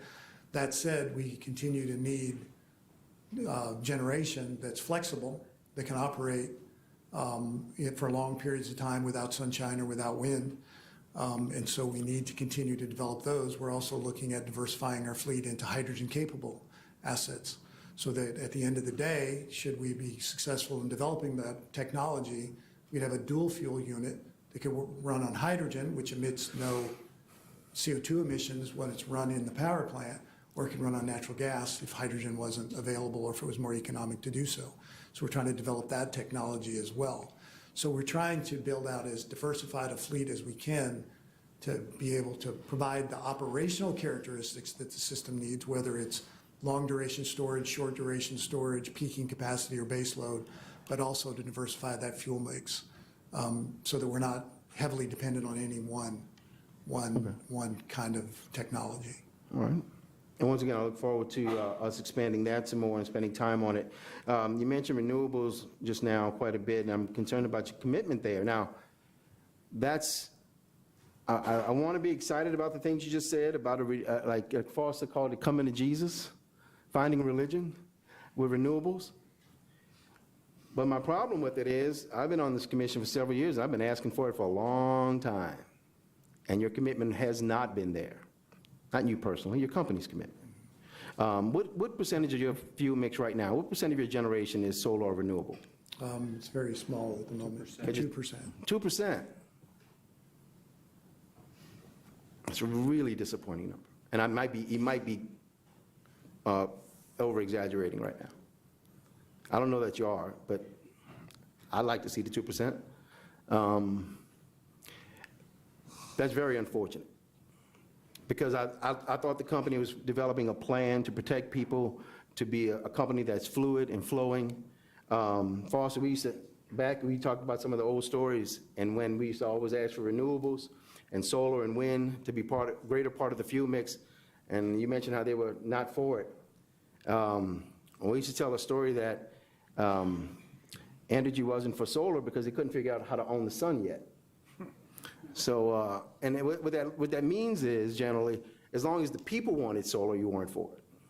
And now that the company can build solar, it seems like a good idea. I'm all for that. I'm all for it. But the message is changing, and that's what we're saying up here. And it's frustrating for people like myself and Commissioner Campbell especially, and maybe even Commissioner Green and others up here who are up here now. But Commissioner Campbell and I have a longer tenure up here, and we've asked, and Mark knows this, I meet with Mark regularly. I sound like a broken record. And for us to even be at 2% is ridiculous for the amount of requests. And I don't make many requests. And I'm very disappointed at your commitment on renewables. It's really, you're behind the 8 ball right now. I don't know how you're going to diversify from 2% to a reasonable amount. And I don't think the whole fleet should be solar. Don't want to misunderstand me. It should be a reasonable, reliable part of the fuel mix. I'm not selling solar. I'm not even selling wind. I'm just calling it renewables in general, diversification, giving the public what it wants, giving some of the regulators what they want, and having a business model. Foster, you may be asking why they're coming around. It's not religion, it's money. There's incentives for this now. The government is committed to it. Has the sun changed in the last few years? No, the sun is the exact same sun it's always been. But suddenly we can find a way to put it into our fuel mix, and that's what's frustrating me, because I've been asking for it. And something should have been done, more things should have been done in Louisiana. We had a rooftop solar program, and again, that's not the final answer to anything. It's just part of an answer. And we couldn't even get half of 1% commitment in this state. Or we got that, but we never really got there. And another part that frustrates me is, and I've learned a lot since being up here, so I'm a lot more aware of it. There might be somebody over here sending us a message at the commission, and I cross the street or go down the block to the legislature and got somebody else doing something totally different at the legislature, undercutting what we're doing over here, and we go, it's a constant battle. So I look forward to talking about those things and giving the public what they're asking us for. You know, we're not monopolies. They change us every couple of years, okay? We're in competition on this side of the table. So when the public said they want things, we have to deliver it. So I'm glad to hear of all the things that are coming, but you're coming from 1% to 2%. You have a long way to go to make a dent. And I believe you're committed to it. I know I'm committed to it. I know other commissioners are committed to it. And I believe it has to be reasonable, sensible, smart, and reliable. I don't want you to do anything that's bad for the people, bad for the company. But this is an easy one that we should have done a long time ago. I think we're behind the curve, and that leads me into the next part that I want to bring up. I represent a lot of industrial customers in Louisiana, in my district. I probably have the largest amount of industrials in my district, as well as my other commissioners share other industrials as well. And I'm constantly being called by them to find ways to bring in more renewables. And we can talk about that at a later time, but I just want you to know that. There's a lot of pressure on me, as it should be. And all I can say is, I keep asking. And I think at this point in time, we're at a difficult position where the regulatory process has to happen. I don't know how you build this stuff fast enough to meet the desires or the needs. Some of the industrials don't think you can get it done for them. And fast enough that on their timelines. And maybe they should have been asking sooner too. But I know I've been asking for a long time. And it's a mixed feeling. You heard my frustration. Now I'm going to thank you because we're getting there. I see, like Foster calls it, finding religion. I see you turning the tables. And I see that there's some renewables coming. And I'm happy. And I'm thrilled to see that because it diversifies our fuel mix. I'll give you a quick story about me. I came on this commission 2005, right before Katrina. And so I remember it's a long process when you get to be a commissioner in Louisiana. They don't give you an office. You have to go find your own office. And then there's a huge process. I remember, I thought I had it bad, but then Commissioner Scrimetta came behind me. He had it worse than me trying to find an office. I met him in 10 different offices over 2 or 3 years until he finally got a permanent one. But it was very difficult to find an office. And you have to find your own office, notify the state, and it's a process. It takes months. And I remember I finally got the keys to my new office, and like the next week, Katrina hit, and everything got wiped out all over again, so we had to start from zero. But I say that to say, you know, while I was here, it was when the beginning of the time when natural gas had become deregulated, and it had gone from $2 to $3 per MMBTU. 10. Then it rose up to 10, 11. It may have even spiked at a high, maybe as high as 12 or 13. 15. There you go. And I was a brand new commissioner, and my phone, my staff's here for Cecily. The phone was ringing off the hook. We were getting calls. We couldn't do anything about it. And we'd say, hey, why are the bills so high? And you say, well, we lowest bills in the country. Right? But highest fuel adjustment charge. And people don't really care about rates. They care about the bill. And all that adds together to create a bill. So I remember thinking, okay, I'm a brand-new commissioner. What happened? What went wrong? And we deregulated gas, natural gas, and the prices spiked. I said, well, what were the prices before? And they were $2, $3 for years. And my question was, well, what were the commissioners doing when the bills were so low that they couldn't imagine one day that they would rise? They didn't protect the people of Louisiana. They didn't protect the companies. They didn't diversify when times were good. But we were scrambling at that point. We were trying to build places like, you may remember, places like Little Gypsy was a project. In response, a reaction response to high gas prices, were throwing coal and solid fuels to fix the problem.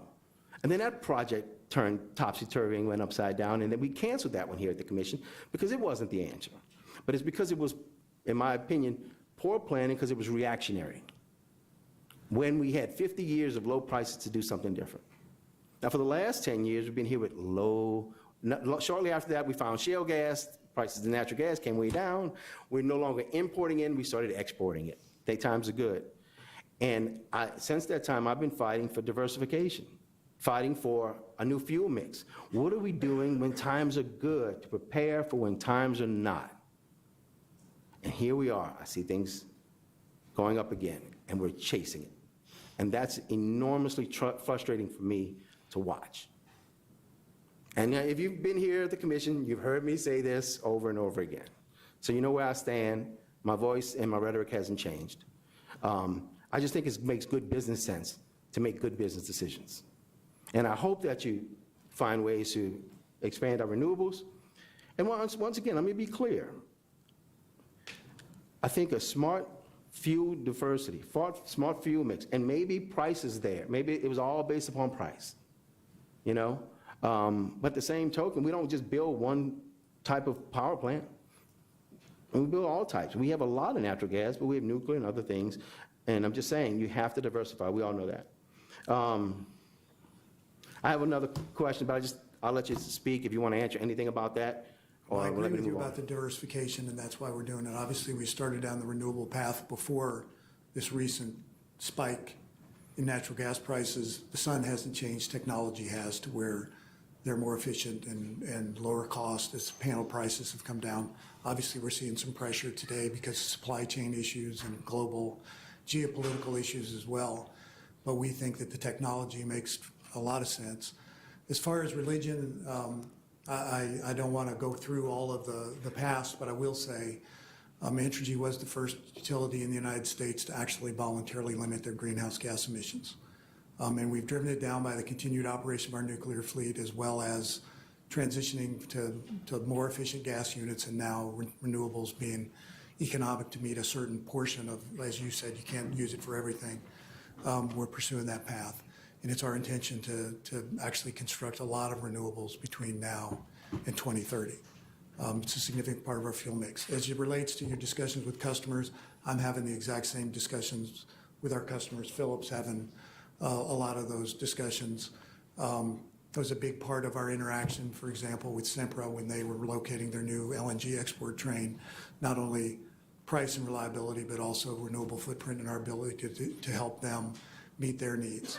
And we see that as very encouraging to be able to, again, build out a resource plan that meets all of our customers' needs, which historically was only reliability and price, but now is reliability and price and the attribute of sustainability for them as well. So a long-winded, we're on board with you. All right. Well, that's, at the end of the day, that's the answer I want to hear. And I appreciate that. And I want to tell you how much I appreciate you coming around to it.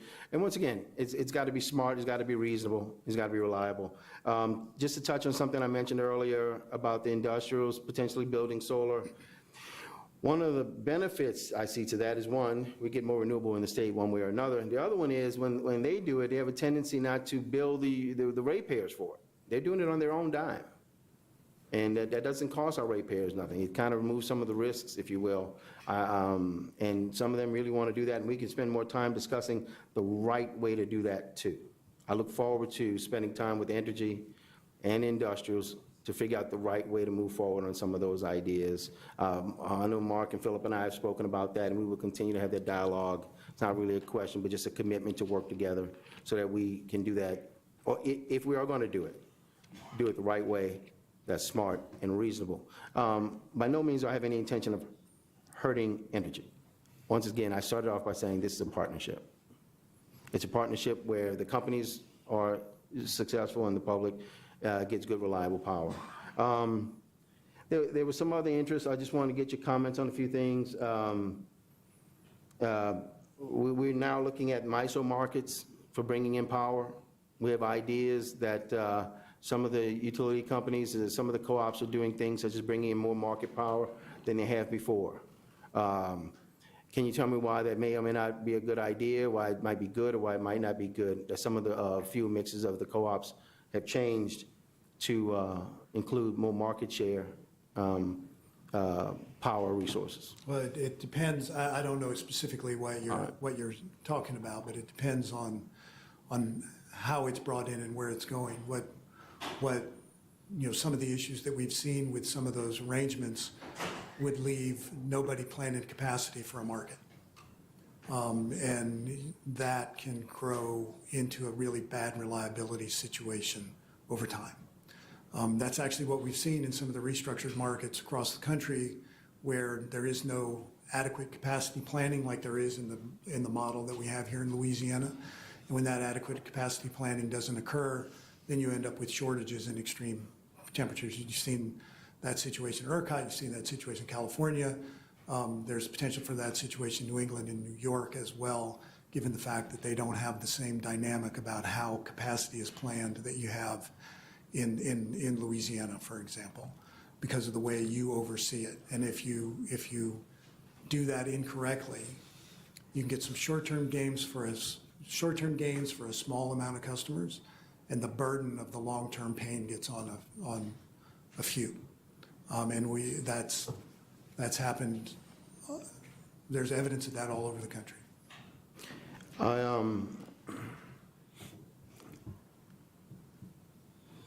I think, does anybody else have anything to add? I request a 10-minute recess when we're finished with these guys then. Okay. Well, let me tell you, Leo, Mr. Deneau, thank you for coming by and sitting with us and taking these tough questions. I had no doubt that you were prepared and knew all the answers. I've met with you several times myself. The public doesn't get to know that because they don't see it, but you've always been accessible to me, for sure. And I appreciate you coming here and answer these tough questions because we get them. I do too. And it's important that people know that we get to ask some of the utility companies and that you have the answers that can justify most of the things that we've talked about here today to satisfaction, or at least give us some room to work. I completely appreciate you coming here and working with us, and I really look forward to working with us in the future going forward on many of these topics and others.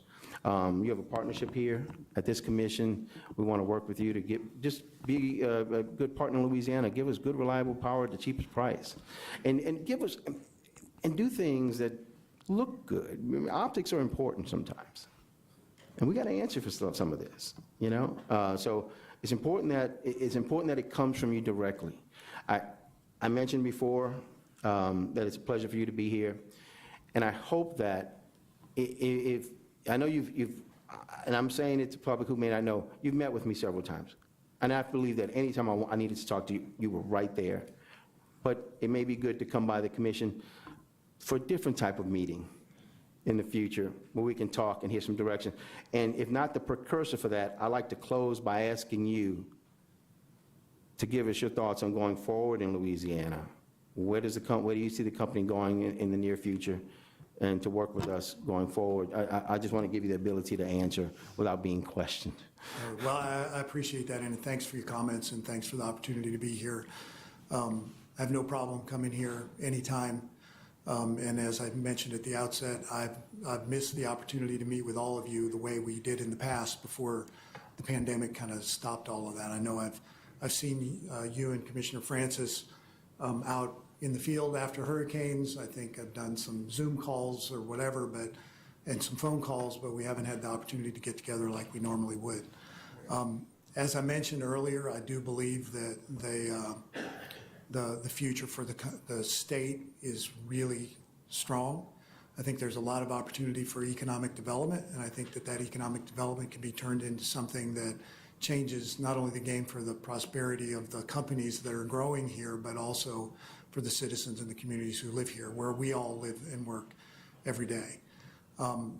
I see a real opportunity for us to invest on behalf of our customers in things that make them better off. Resiliency, creating a situation where we avoid future storm costs, which will be higher if we believe in the increased frequency and an increased severity of those storms. So that resiliency investment, while it is an investment that will create a challenge in the near term, in the long term, people will be better off. The same goes with working with our customers and with you all on the deployment of our new resources and our new resource plan of renewables. I think that is going to help draw new businesses to the state. You're seeing it in your discussions with customers. I'm seeing it with mine, there is a new focus on that from our traditional customers who maybe weren't as focused on it historically as they were. And now that's an opportunity for us to both improve the reliability and the price side of the equation while we actually draw in new business, which grows the sales level. And as our sales level go up, rates for all of our customers go down. So I think we have a real opportunity to work in partnership, our customers, our communities, and all of you, to be able to make that happen in a way that has a long-term view, not a short-term view. You should know that I know there's been a lot of talk about us trading shareholders versus customers. You should know that the mission of the company for the last 10 years has been to create sustainable value for our customers, our employees, the communities we serve, and the people who own the place, without leaving any one of those behind. And it's our objective to make sure that we focus on that balance at all times, because that's the only way we're going to succeed for the long term. So I appreciate the opportunity to be here and look forward to future dialogue. And same here, and I just want to add, because I'd be remiss if I didn't, that Mr. Kleehammer and Mr. May worked extremely well with this commission, worked well with me, always accessible. And I see them sitting there by your side, and they're good people, and they've heard all of these questions already. And we get a chance to give it to them on a regular basis. And I look forward to you delivering on those things that you said. I look forward to working with us. And you've been a man of your word to me. But I do want to know that, with the exception of some of the renewable stuff and things like that I had my rant about, I look forward to building a better Louisiana with a strong Entergy and a strong power grid. That Entergy is a big company in the state, that we can achieve things together on behalf of this state. Now, we're going to close out, but Mr. Campbell reminded me that he had one more question. So if you will, Just Mr. for the Campbell. record, you drove here today, right? I carpooled with a couple of my colleagues, yes. I'm real glad, because if you'd have told me you flew up here from New Orleans, I know they told you, don't do that. But if you would have done that, I think this whole deal would have blown up. I hope you would give me credit that nobody had to tell me that. He's probably getting an Uber back.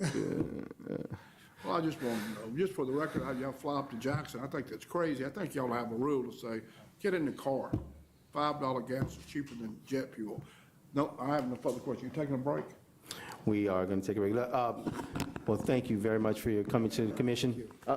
And I thank you for sitting here. I hope the meeting was professional enough for you, and I appreciate all the answers, and I look forward to working with you. Thank you. Thank you. At this moment, it's been requested, and we will take a 10-minute break.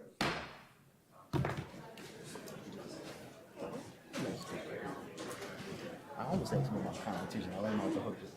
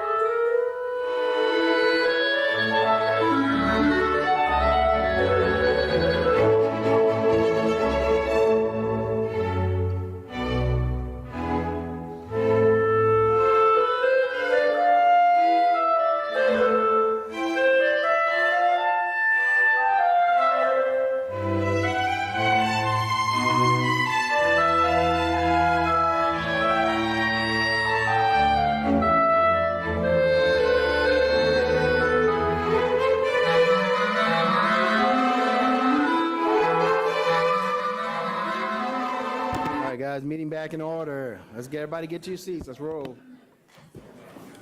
Let's get through this one now. Yep. Mr. Secretary, please. Yes, Commissioner, we're going to move around some agenda items. We also had a couple, well, there's one executive session that'll go to the end, Catherine was going to announce, but also we're going to take up the RDOF reports next. I believe we have some people who have time constraints. Those were part of the report sections. Exhibit 10 reports, so they're going to come up next, and we've got an order we'll call them up in, either their application name or their actual name, so. And Okay, also, so let me get it straight. Are we doing exhibit number 10? Yes, under Exhibit 10, one was reports, updates from eligible telecommunication carriers that receive funding from RDOT, Rural Digital Opportunity Fund. We're going to take those up next, then we'll go back to the regular agenda. Okay, so we're taking everything out of order right now, and then we'll go back in? Yes. All right. and there's one more housekeeping item on the agenda. There's a directive under Exhibit 10 by the chairman that's going to be deferred this month. Yes. And so I just forgot to mention that at the beginning. It's under Exhibit 10. It's the only directive under Exhibit 10. It's deferred. I'm not touching it. We can talk about it after. I'm not touching Or I it. guess technically 10-5.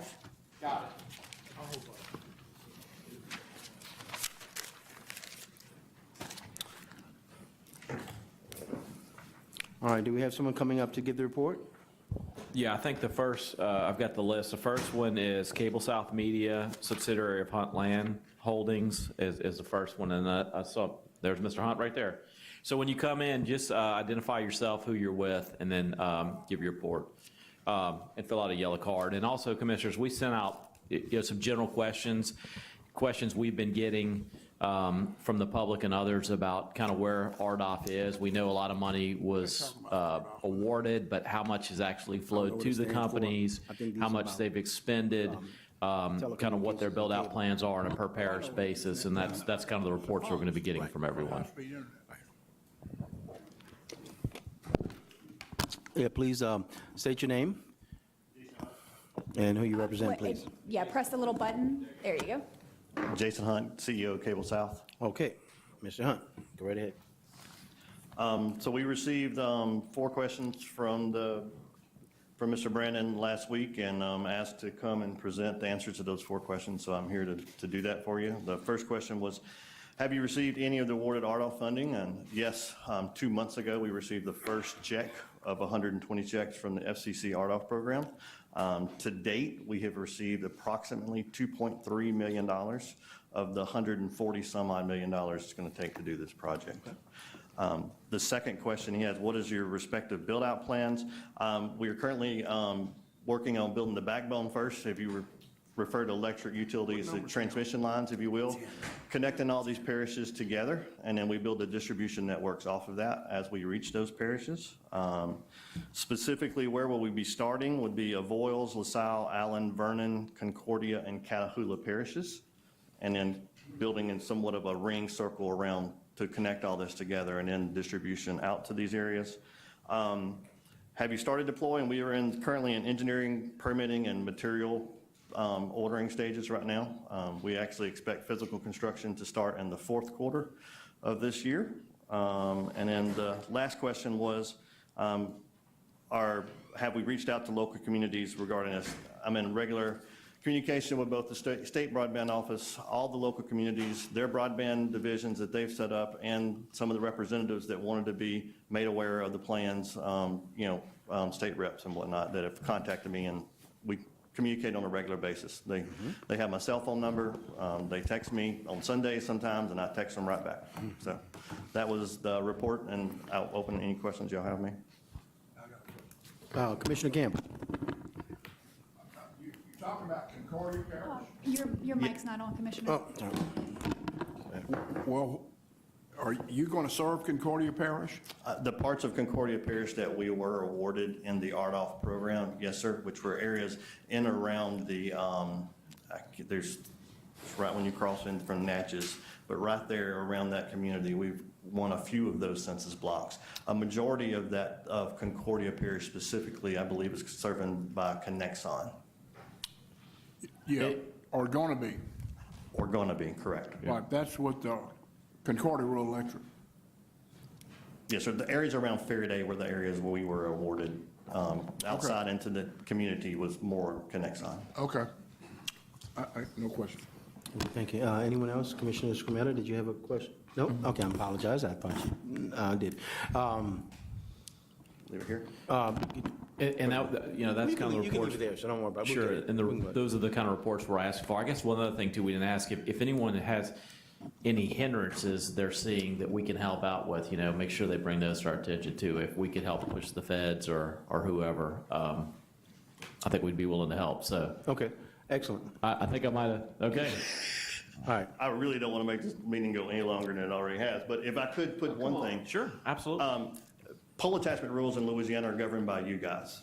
In many of the other states, they follow federal pole attachment rules. If Louisiana could adopt some of the federal OTMR rules, it would greatly assist in the speed of which we can go about building these networks.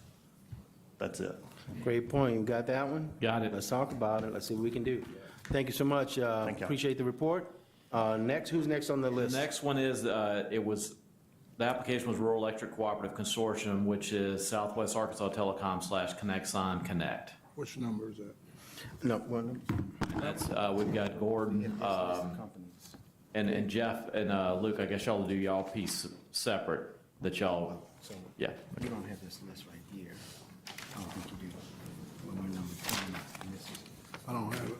Hey, good morning, Commissioners. Gordon Palazzolo with Keen Miller on behalf of Connexon and Southwest Arkansas Telecommunications.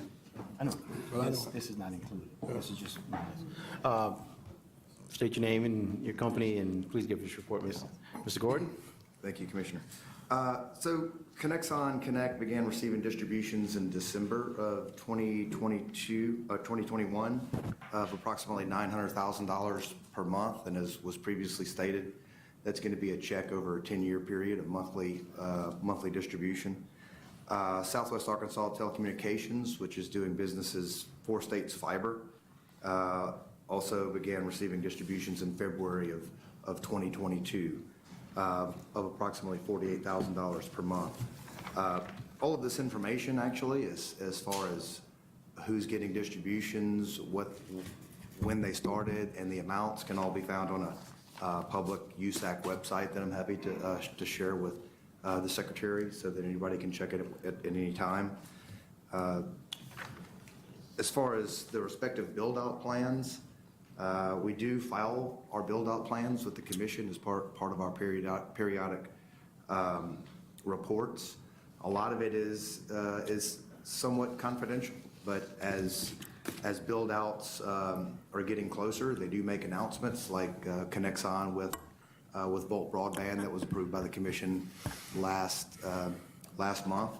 That announcement was made, and upon the approval of the Commission of that application by Volt, Connexon immediately started construction. So they've begun construction and have really worked with, they work through electric cooperatives almost exclusively. And so they've been talking with electric cooperatives on the build-out plans since the termination of the quiet period. 4 States Fiber, they've not made any public announcements on their build-out plans, but I have gotten a report from them. They've issued requests for quotes for engineering of 1,000 miles of fiber recently. They hope to start construction by the end of the year or the first quarter of 2023. And they'll also be building their backhaul fiber network and are in the engineering and RFQ stage at this point. So they're really in these initial design engineering. Connexon has started construction, but that's really where they are, so they haven't obviously started deploying the services quite yet. They are ahead of their schedule. I mean, just for the information of the Commission, if you receive funds in December of 2022, for example, 40% of your locations have to be built out by in 3 years, 60% in 4 years, 80% in 5 years, 100% in 6 years, and so on. So they are ahead of their RDOF requirement schedules. As far as reaching out in the communities, yes, both of them are out in the communities. Connexon has had many, many discussions and meetings and calls with local communities and the cooperatives in their area. They're working with parish officials and the state broadband planning offices as well. They've assisted in certain parishes submitting gumbo applications for areas outside the RDOF. So they're, not only are they working in the areas where they received RDOF support, but they're also trying to work with the state gumbo broadband plan and helping areas outside of that as well to get that entire area built out. And they've also worked with the Gina Choctaw tribe for the NTIA tribal program. So they're definitely really trying to get out in the community and not only help in the co-op areas, but outside of their areas. Four States Fiber, again, they're gathering information, I would say, at this point, as far as the communities and subscribers that they're working in. So they're more in their engineering and design stage. And that's our report. So. Any questions, gentlemen? Thank you, Mr. Thank you. Wait. Quick question. Commissioner Francis? How do we know they're on schedule? Who's watching them and making sure that they've got 40% of it done or so? Is that kind of self-policing? Well, certainly as part of the grant process, they're required to have, like I said, 40% of their subscribers built out. Who verifies that it has been done? Well, if they don't do it, there are consequences. There's clawback requirements. I mean, they may have to refund money if they don't do it. But like I said, the commission, as part of our ETC and Is that the commission's responsibility to check on them, make sure they're on time? well, it's certainly one of the things that the commission has required us to do. We will file periodic reports on our build-out plans, so you'll have updates all along the way. I think we file them every 6 months, so we'll keep you all in the loop on our build-out plans. And So certainly if if you you see get someone behind falling because of the behind. rainy weather or something like that, you get to come in and say, we're not quite there, just kind of give us an updated report. Is that right? Yeah, we file written reports with the staff. So if we don't hear anything, we assume you're on schedule and Well, we would certainly come to the commission and let you know if we see any problems. Right now, we're definitely ahead of our schedule. did you get disbursements according to timelines? If you're going to go take the money, get that disbursement, that means you have completed that much of your work then, right? Well, it's equal 120 payments, equal installments over 10 years. But yeah, there are certain monetary security that we have to put up with USAC. And we have to update them as far as us meeting our construction plans. And if we don't, there's consequences to it. Would you say the commission is kind of the reliability police? We're watching over it, we've approved it, so we're watching to make sure it's going on the time to schedule? Well, it's a shared responsibility. I mean, we file reports both with CC and USAC and this commission, so we're happy to keep both commissions updated Chairman, as far as our plans. We take them at their word? We don't have anybody looking under the hood, so to speak? There are filings, as Gordon alluded to, that they have to make with us. There's another component too that they have to certify as any type of universal service funds that the funds they have received, Okay, they so will they're be. under- So, yes. That's some penitentiary stuff if you don't do it right. Okay, all right, I got you. All right. FCC jail, maybe, I don't know, USAC jail, but Federal money. Yeah. it is federal money. No, you're right. There are reports That's that we probably file enough to with. scare them to doing the right thing. Yes, sir. Okay, all right, got you. Thank you. Anyone else? Thank you, sir. Thank you. Next, we've got Charter. I know Brent's here, and I think maybe Rob. And then Starlink will be after that if you want to get ready, and then Century after that.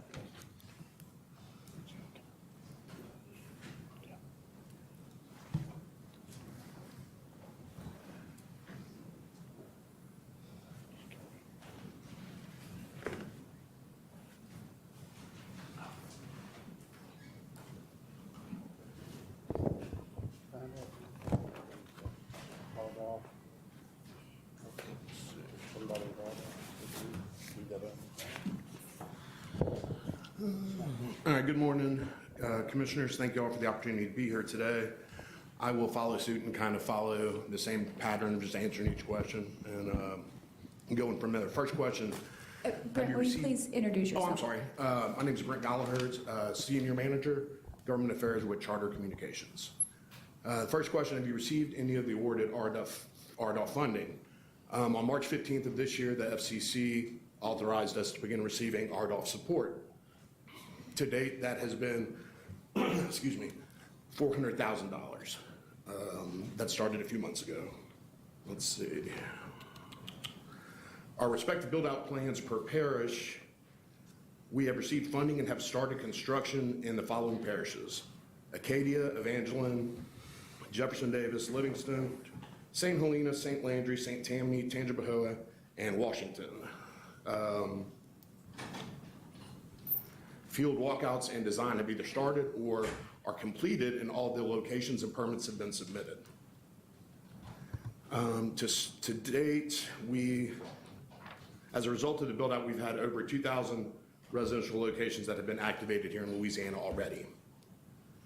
And as far as the local outreach, we've made contacts with all the officials in all of the communities and are still working in the process of trying to reach out to some of the communities that we've had trouble connecting with. That's a good story, and I'm happy to answer any questions. Yeah, I've got a question for you. Yes, sir. Over in Jeff Davis Parish, I have one of the people I represent there that they need to drill under a road to get it in line. And they got a quote from CenturyLink, who's in that area.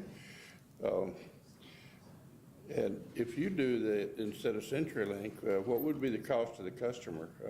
Is that all part of the cost of putting in a facility? That would the customer have to pay to drill under the road?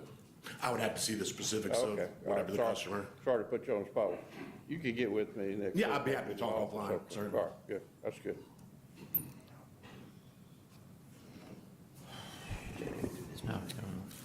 It's a, Any other questions? okay. And by the way, we did these in order of largest recipients to smallest. That's the breakdown. SpaceX filed a written report to us. We can read into the record on that one. And I'll have a copy of that for you. I don't think they've received any funding yet, so there's no report to give from them. CenturyLink would be next. There's Melissa. And then following that will be NextLink also submitted a written report, so we'll read that one. Following that will be Next Tier. Good morning, Commissioners. Melissa Mann. Melissa, hit the button and fill out a yellow card when you get done, please. Thank you. Melissa Mann with Lumen Technologies, operating a CenturyLink. We did just get through the long form process. So as you know, how this works, we were awarded bids, and then there's an extensive vetting process that you go through, and there wasn't necessarily a lot of rhyme or reason in the timing. But Lumen was just awarded our ready to authorize public notice on May 12th. So we have not yet received funding under the RDOF program.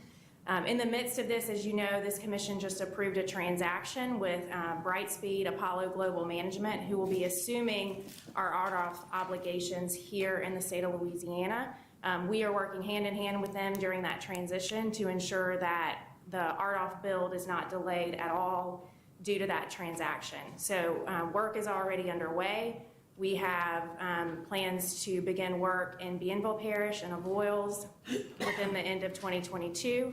And then obviously the 40% threshold within the first 3 years, the plan is to be well ahead of that. Working closely with Brightspeed, they've got vendors lined up. I think the biggest jeopardy for RDOF is going to be, as you see across the country right now, is supply chain issues. They have worked aggressively with their vendor partners to ensure that they have the fiber and the equipment necessary to accelerate their build timeline. Happy to answer any other questions that you might have about that process and where we are. Any commissioners? Commissioner Francis? Where's the fiber being manufactured? Well, Hope there's it's not China. no, and there's a lot of conversations happening at the federal level around that right now to ensure that we have a secure supply chain to deliver fiber. But no, there are a lot of locations that are prohibited for sourcing this equipment. One of those is China. So. Thank you very much. Thank you. Appreciate your report. Okay, Next, we'll please. jump, Rob, I'm gonna call you up because you've got three. Next tier, Allen's TV and Altice USA. So you can knock all three of those out.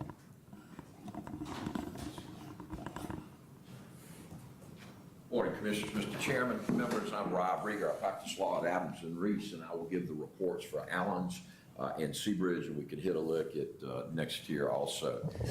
First, for Allen's Communications, that's a Louisiana homegrown cable communication company. They have money for 620 locations within Louisiana in 3 different parishes, very rural in St. Landry, Upper St. Martin, and a smidgen of Iberville Parish near the Sherburne Wildlife Management Area. They're going to serve that rural area down up in there. They have begun to receive money. To date, they've received about $24,000, roughly $3,000 a month. They are going to install all of theirs underground. That was a business decision they made to basically they thought to give a little better reliability with regard to infrastructure deployment. That was a decision they made, and they're sticking with it. They have not turned on anybody yet. They have run into a problem with fiber availability and the supply chain stuff that we've talked about for the last couple of years. As soon as the fiber becomes available, they will get it deployed. Again, Greg Price and the Price family, 3 generations in Allen's Communications. They're Louisiana proud. And Mr. Greg and his family are in the field as we speak, working on these sorts of projects. They have also applied for gumbo money in the same parishes and a couple of other parishes as well. And we hope to get positive news on that as well. And I'm happy to take any questions about that. Where's Allen located? They're out of Morgan City originally. Morgan City. Yeah, and Wow. they stretch kind of along 90 and then around Highway 190 around Port Mary and parts of St. Mary, as it were. Yeah, Commissioner Green donated St. Mary to me. We did a little horse trade, and I gave Commissioner Campbell Catahoula and Sabine. So how about Reach Forward Crowley? Are you still represent them, or I haven't heard Yes, that? sir. They have filed a report in the record. They have begun deployment. They are only in Acadia Parish. That was the one place they received a grant. I cannot remember how many folks they tend to get, but they are another pretty savvy Louisiana homegrown company that is going at it very hard in that area. Yeah. they have So filed Allen's reports is in the in record. Morgan City. They're in Morgan City, yes, sir. Company, huh? Is that their first name, their last name, Allen? Allen's, well, it was the name of the family, the Price family is the folks. Price, that- okay. Yes, Greg Price and his wife Ginger and their We family. need to look them up next time we go down that way. Introduce Would love for you to yourself. come and visit. Okay. Absolutely. So that's Allen's. If there's any other questions for them. For Seabridge, which is also Altice or Suddenlink, they have not received any funding. They are roughly due for about $300,000. They will be, when they're doing all their run-up, such that when the money comes in, they'll be ready to begin right away. They have about 2,200 locations throughout Louisiana in some very rural areas, Mooresville and Avoyelles, Sibley and Bossier, Iowa and Calcasieu and around there, and parts of Iberia, New Iberia, and I think Four Corners and some other areas in that That's all as well. That's part of all my yours real too. estate. LeCount and Rapides, and also Manny and Sabine. So, Manny. yes, sir, exactly. Again, they are both companies, and as Rich, they're all on track to hit all of the various milestones, and they will follow the reporting requirements that the commission has and the other folks as well. Okay. Thank you, Rob. Thank you, Rob. Thank you, Rob. Okay, now we got 2 more left. We've got Volt, which is Claiborne. We heard quite a bit from them last month. Luke, I think Luke might have a short update on the numbers he gave us last month. And then the last one is Cox, unless I miss someone. If I miss, come up after that. So it'll be Luke and then Cox.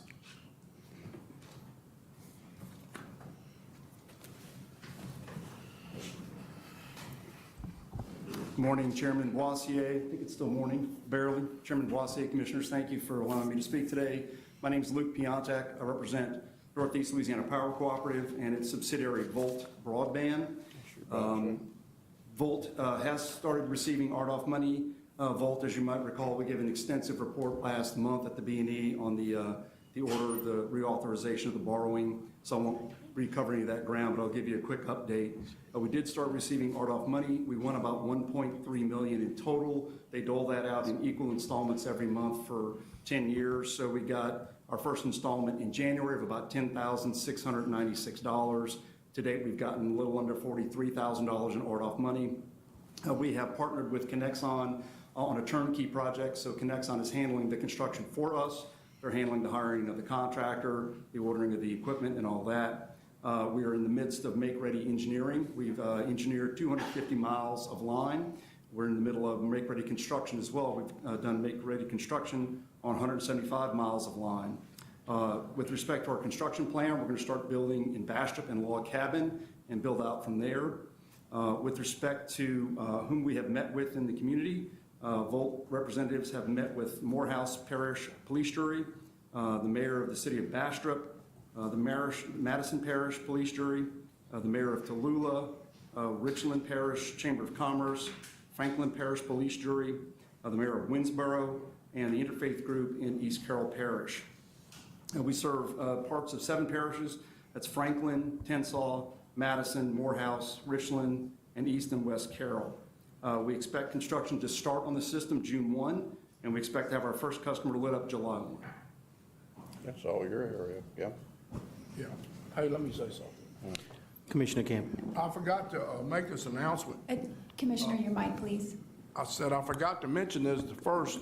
The lady that worked for me in Monroe just got elected mayor of Winsboro. So she's one of our old employees. So Luke, you'll be talking to Alice Wallace, fine lady. She came in and said, look, I want to run for mayor. I said, well, that's great. She said, well, how about giving me a leave? And so I gave her a leave. We didn't pay her anything. You know, it was 6 or 7 opponents. And that lady ran first out of 6.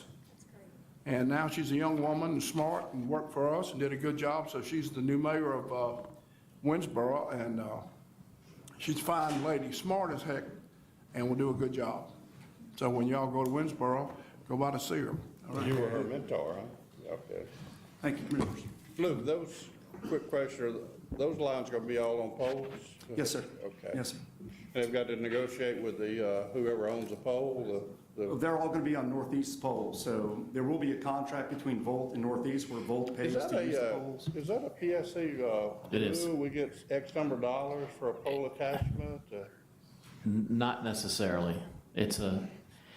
There's a formula that's included in our pole attachment rates, that one for IOUs, one for co-ops, and one for like an FCC-based telecom formula, but it's based on inputs from each individual company. So depending on what the cost of poles are in their rate base and their individual costs, there's variance. So it's a rate based on a formula we set, but it's not a standard rate, is the best way to answer it.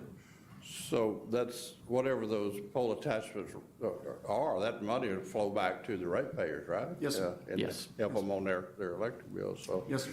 Want to make sure that they get a fair price, huh? Yeah, Is that your job, to kind of make sure they get it done right? We're required to treat Volt, the subsidiary, just like we treat anybody else trying to attach to our poles. So, Okay, yes, they'll good, pay. thank you. Yes. Any other questions? Thank you, Luke. Thank you. All right.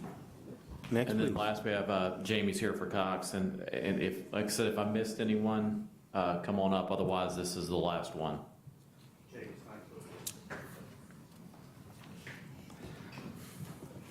Good afternoon, Commissioners. Jamie Watts with the Long Law Firm on behalf of Cox, Louisiana Telecom.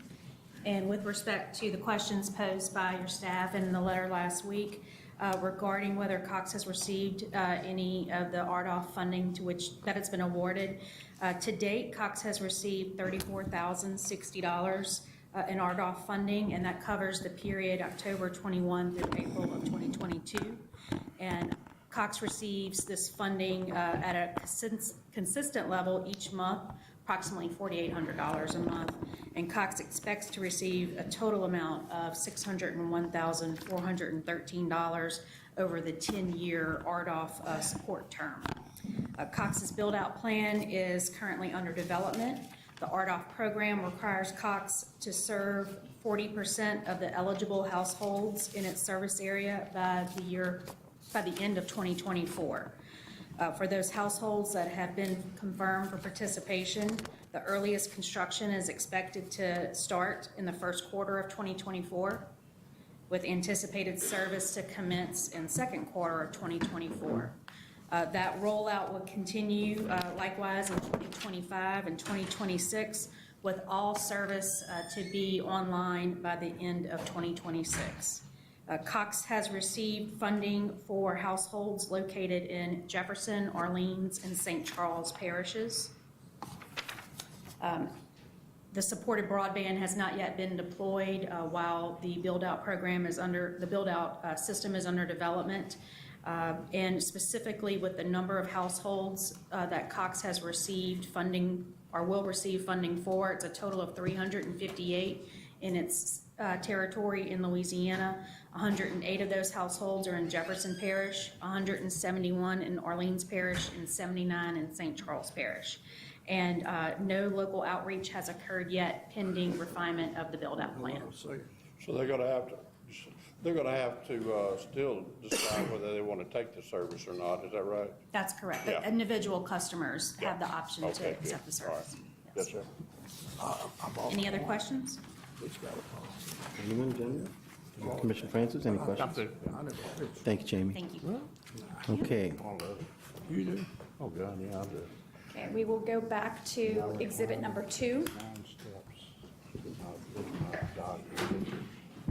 And Are we exhibit doing number 2, or are we going, have we done number 1, announcements already? Exhibit 1 is announcements, unless there's additional announcements. I went to Mexico one time. Okay, let me see. Are we going to go back to 10 at any time? Yes, sir. Okay. Let's move on to number 2. Let's take number 2 up. Okay. Exhibit number 2 is docket number U35131. It's the Louisiana Public Service Commission's investigative audit into the managerial and financial activities of Dixie Electric Membership Corporation. Is a discussion and possible vote on a joint report in draft order. On February 19, 2019, the Commission initiated an audit of DIMCO's operating system managerial activities and accounting practices based on a 2018 audit of DIMCO by Postlethwaite and Netterville. After conducting the audit, staff filed its audit report on December 1, 2021, which was published in the Commission's official bulletin with no interventions received. Staff's audit report indicated that generally DIMCO had made progress based on the recommendations included within the 2018 P&N audit, which included reevaluating and defining the roles and responsibilities of the Board of Directors, improving the organizational culture, and updating the employee and board member policies, including those for gift reporting and purchasing. And while staff noted progress was made since the audit, staff made additional recommendations highlighting areas where DIMCO can continue to improve. Staff recommendations included that DIMCO should require minimal annual training for its board members, draft and adopt formal detailed procedures for key operational functions of the cooperative, implement more cross-training of personnel, and that the Commission should conduct a follow-up audit in 2024 to determine the outcome of DIMCO's implementation of this updated strategic plan and staff's recommendations. DIMCO filed correspondence February 1st of 2022 indicating it did not oppose staff's audit report. Therefore, staff recommends that the Commission require DIMCO to submit to a follow-up audit in 2024. Okay, moved by Commissioner Green, accept staff recommendation, second by the chair. Any opposition? Hearing none, so ordered. Next item, please. Next item is exhibit number 3, which is docket number U36129. This is Southwest Louisiana Electric Membership Corporation's supplemental and restated application for recovery and rates of storm damage costs incurred as a result of Hurricanes Laura and Delta, and for recovery of costs incurred in preparation for Hurricane Ida. This is a discussion and possible vote on an uncontested stipulated settlement. On August 10th of 2021, Slimco filed its application for recovery and rates of storm damage costs incurred as a result of Hurricanes Laura and Delta. Notice of the application was published in the Commission's bulletin with no interventions filed. On November 5th, 2021, Slimco filed its supplemental and restated application to include recovery of costs incurred in preparation of Hurricane Ida. The supplemental application was also published in the Commission's official bulletin with no interventions filed. Following discovery on Slimco's application and accompanying testimony, Slimco and the Commission staff reached an agreement and executed an uncontested stipulated settlement, which was filed into the record on April 19th, 2022. The major terms of the settlement are as follows. Slimco is authorized to implement a line item charge for 24 months, recovering approximately $8,668,737 SLIMCO shall also provide semi-annual updates into this docket, informing the commission of the total revenue recovered and the remaining balances of each of the regulatory assets. And SLIMCO is also required to notify its customers of the impending rate change through a bill insert within 30 days of the commission's order in this proceeding. As there are no unresolved issues, staff recommends that the commission approve the uncontested stipulated settlement filed into the record on April 19th, 2022. I motion to accept staff recommendation with slight amendment. Hold on. Did we get you on the mic? I motion to accept staff recommendation with a minor amendment. Catherine, can you read the amendment? I can. Commissioner Green moves that we accept the uncontested stipulated settlement with the following modifications: that the rates authorized in this proceeding begin on August 1st, 2022 and end on August 31st, 2024, and that SLIMCO shall notify customers of the impending rate change through a bill insert within 60 days of the commission's order in this proceeding. So moved by Commissioner Green, second by Commissioner Campbell. Any opposition? Hearing none, so ordered. Next, please. Exhibit number 4 is docket number U36301. This is Atmos Energy Corporation's amended application requesting the creation of an infrastructure expansion program for Atmos Energy Corporation's Louisiana Regulatory Division. It's a discussion and possible vote to retain an outside consultant. And on March 2nd, 2022, Atmos filed an application with the commission seeking authorization to implement a 5-year infrastructure expansion program. Staff issued an RFP seeking the assistance of an outside consultant and received one bid, and that bid was from United Professionals Company of $159,000 in fees and $6,000 in expenses for a total budget not to exceed of $165,000, and staff makes no recommendation as the sole bidder is qualified. Motion accepts sole bid. Yeah, well, here we go again. Moved by Commissioner Green. Is that a second by Commissioner Campbell? Yeah, but I hear, we're back down to one bid. I think it's just an extension or something. Okay, I mean, I understand. You said they're qualified, UPC? Okay. I believe they are, yes. Any opposition? All right, so Second by approved. Commissioner Campbell? Second? Yeah, second by Commissioner Campbell, I think it was, yeah. Just a second. Okay. Exhibit number 5 is docket number U36339. This is South Louisiana Electric Cooperative Association's request for interim and final emergency rate relief. It's a discussion and possible vote on the interim rate increase pursuant to Rule 57 at the request of Commissioner Green, so this will need 2 votes.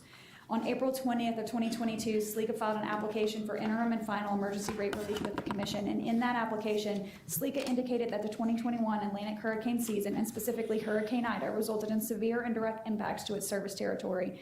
In order to fund system restoration efforts arising from the storm damage, SLECA had to obtain an emergency line of credit from its supplemental lender, CFC.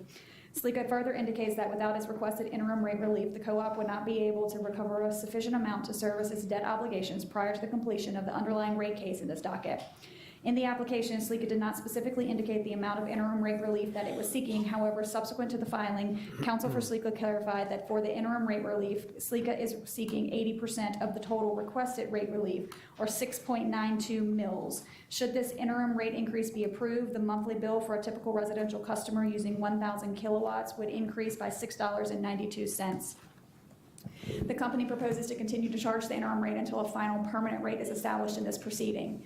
Staff recommends that the commission exercise its original primary jurisdiction under Rule 57 to consider SLECA's request. And while staff makes no formal recommendation regarding the interim rate increase, staff does note that pursuant to the applicable law, any interim increase should be subject to refund and applicable bonding requirements.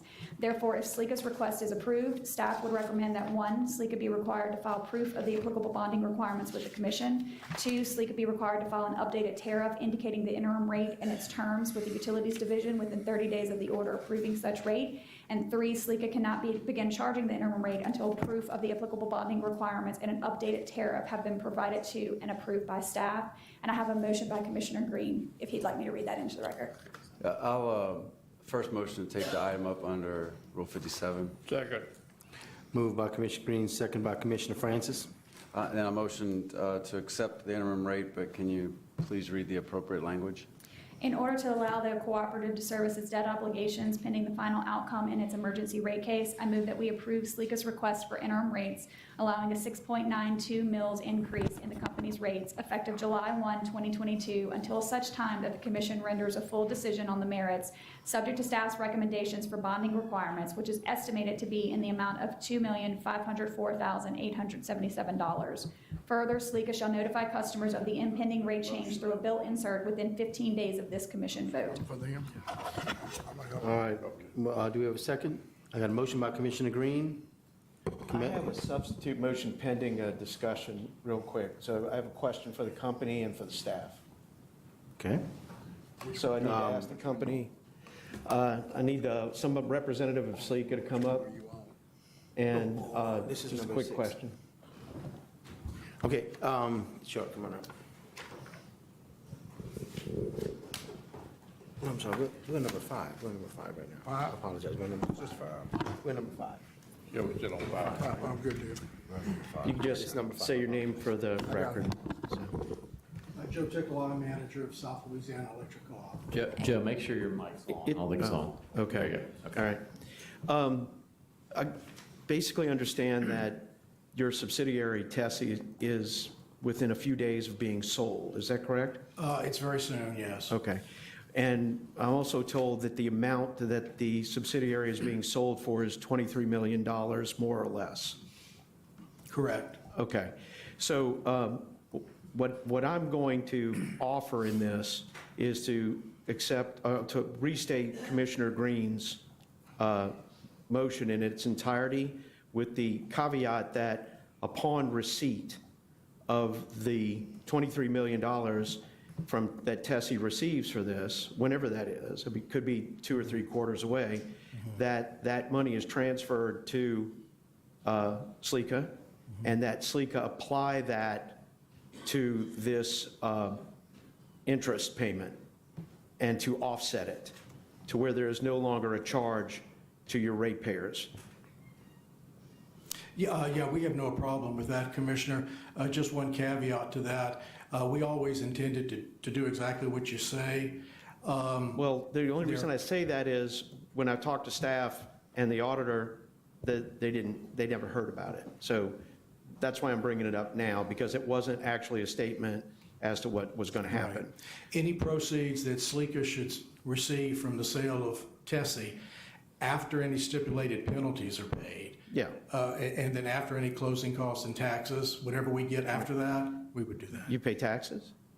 There would be some type of sales taxes that Tessie would have to cover, I Oh, think. because I thought y'all were a nonprofit. Not Tessie. Oh, well, I thought Tessie's nonprofit, isn't it? They are Tessie's Oh, they're for-profit? Yes, sir. Okay. So, but there'll be some remainder, and that can be applied to the interest payments that you're all doing, waiting for the FEMA money, right? Yes, sir. Okay. So I'll restate Commissioner Green's motion with just the caveat that whenever the revenue comes in, that's applied to the interest payments to offset them. And Commissioner Green, if you're okay with that, that could just be your restated motion. You're okay with that? Yeah, we're fine with that, Commissioner. Okay, great. Thank We'll do you. it that way then. Okay. Can that also be a second? Yeah, that's a second if Yeah, everybody did. perfect. Got it. Wait a minute. Well, who's the move? Who's the second?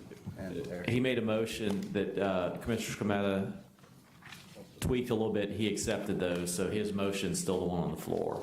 So as it's still amended. Green's motion? Still Commissioner Green's All right, motion. moved by Commissioner Green, Seconded by With Commissioner some- Scametta. second by Commissioner Smith. Everybody got that? Yep. Thank you. Any oppositions? All right, so ordered. Let's move on. Thank you. Thank you. Thank you. Exhibit number 6 is docket number U36350. It's Entergy Louisiana's application for recovery and rates of costs related to Hurricane Ida and for related relief. It's a discussion and possible vote to retain outside counsel. Staff issued an RFP seeking the assistance of outside counsel, and 2 qualifying bids were received.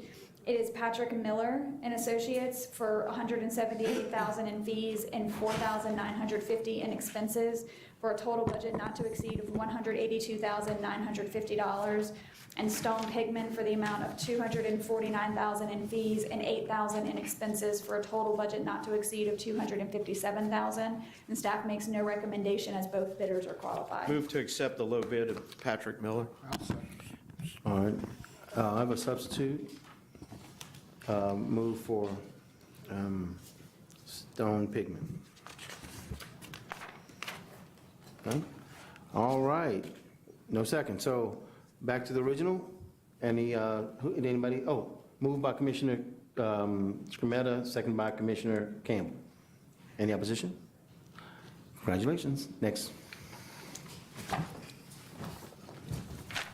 Next is exhibit number 7. It's the same docket, U36350. It's Entergy's application for recovery and rates of costs related to Hurricane Ida and for related relief. And this is a discussion and possible vote to retain an outside consultant.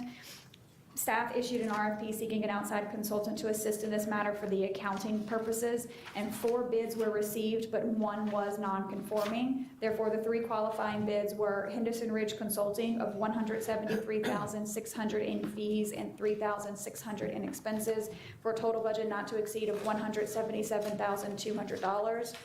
Critical Technologies Consulting of $280,050 in fees and $18,000 in expenses, for a total budget not to exceed $298,050.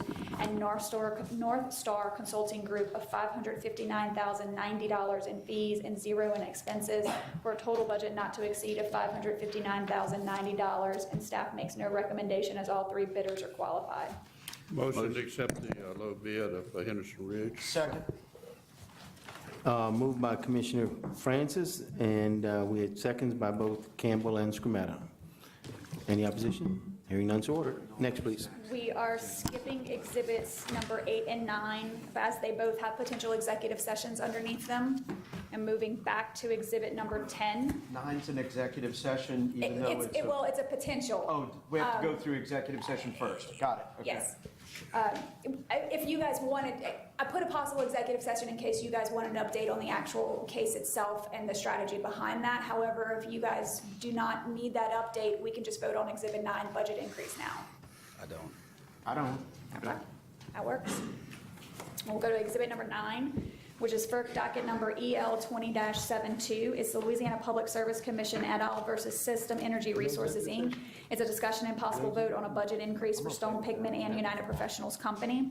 Stone Pigment has provided an updated budget estimate for 2022, seeking the Commission's approval of an additional $541,020 in fees and $40,000 in expenses, for a total budget not to exceed of $581,020.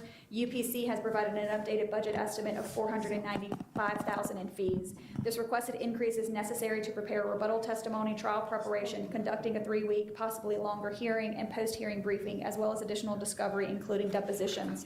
Staff recommends that the Commission approve the budget increase for Stone Pigment in the amount of $541,020 in fees and $40,000 in expenses, for additional total budget not to exceed of $581,020, and for UPC in the amount of $495,000 in fees and no expenses, for additional total budget not to exceed of $495,000. Wait, before we do that, let me give the opportunity for my commissioners to understand that we are giving a, make sure I'm saying correctly, this is an increase for Stone Pigment and United Professionals. We have the opportunity to go into executive session to discuss.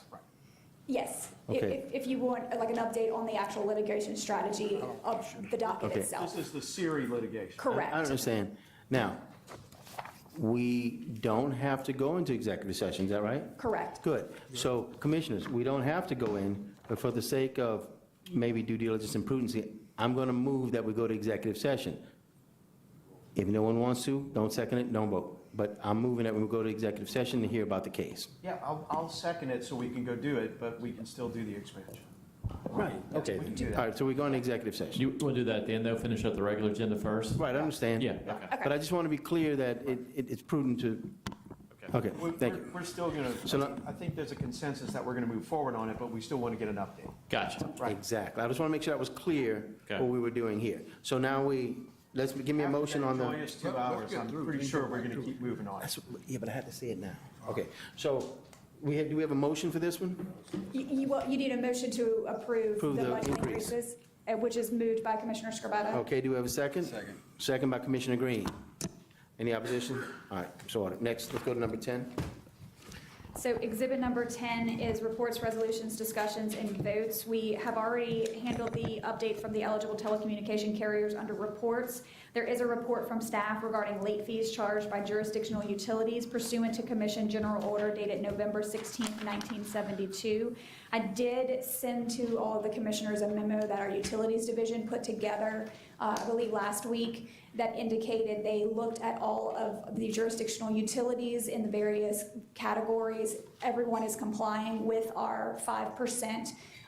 Most are charging the 5%, some are charging none. The only difference there is the 3 IOUs actually have a tiered or staggered of the 5%. So it's not all 5%, it's up to a maximum amount, and that's 5%, and then after that, it's a lower amount.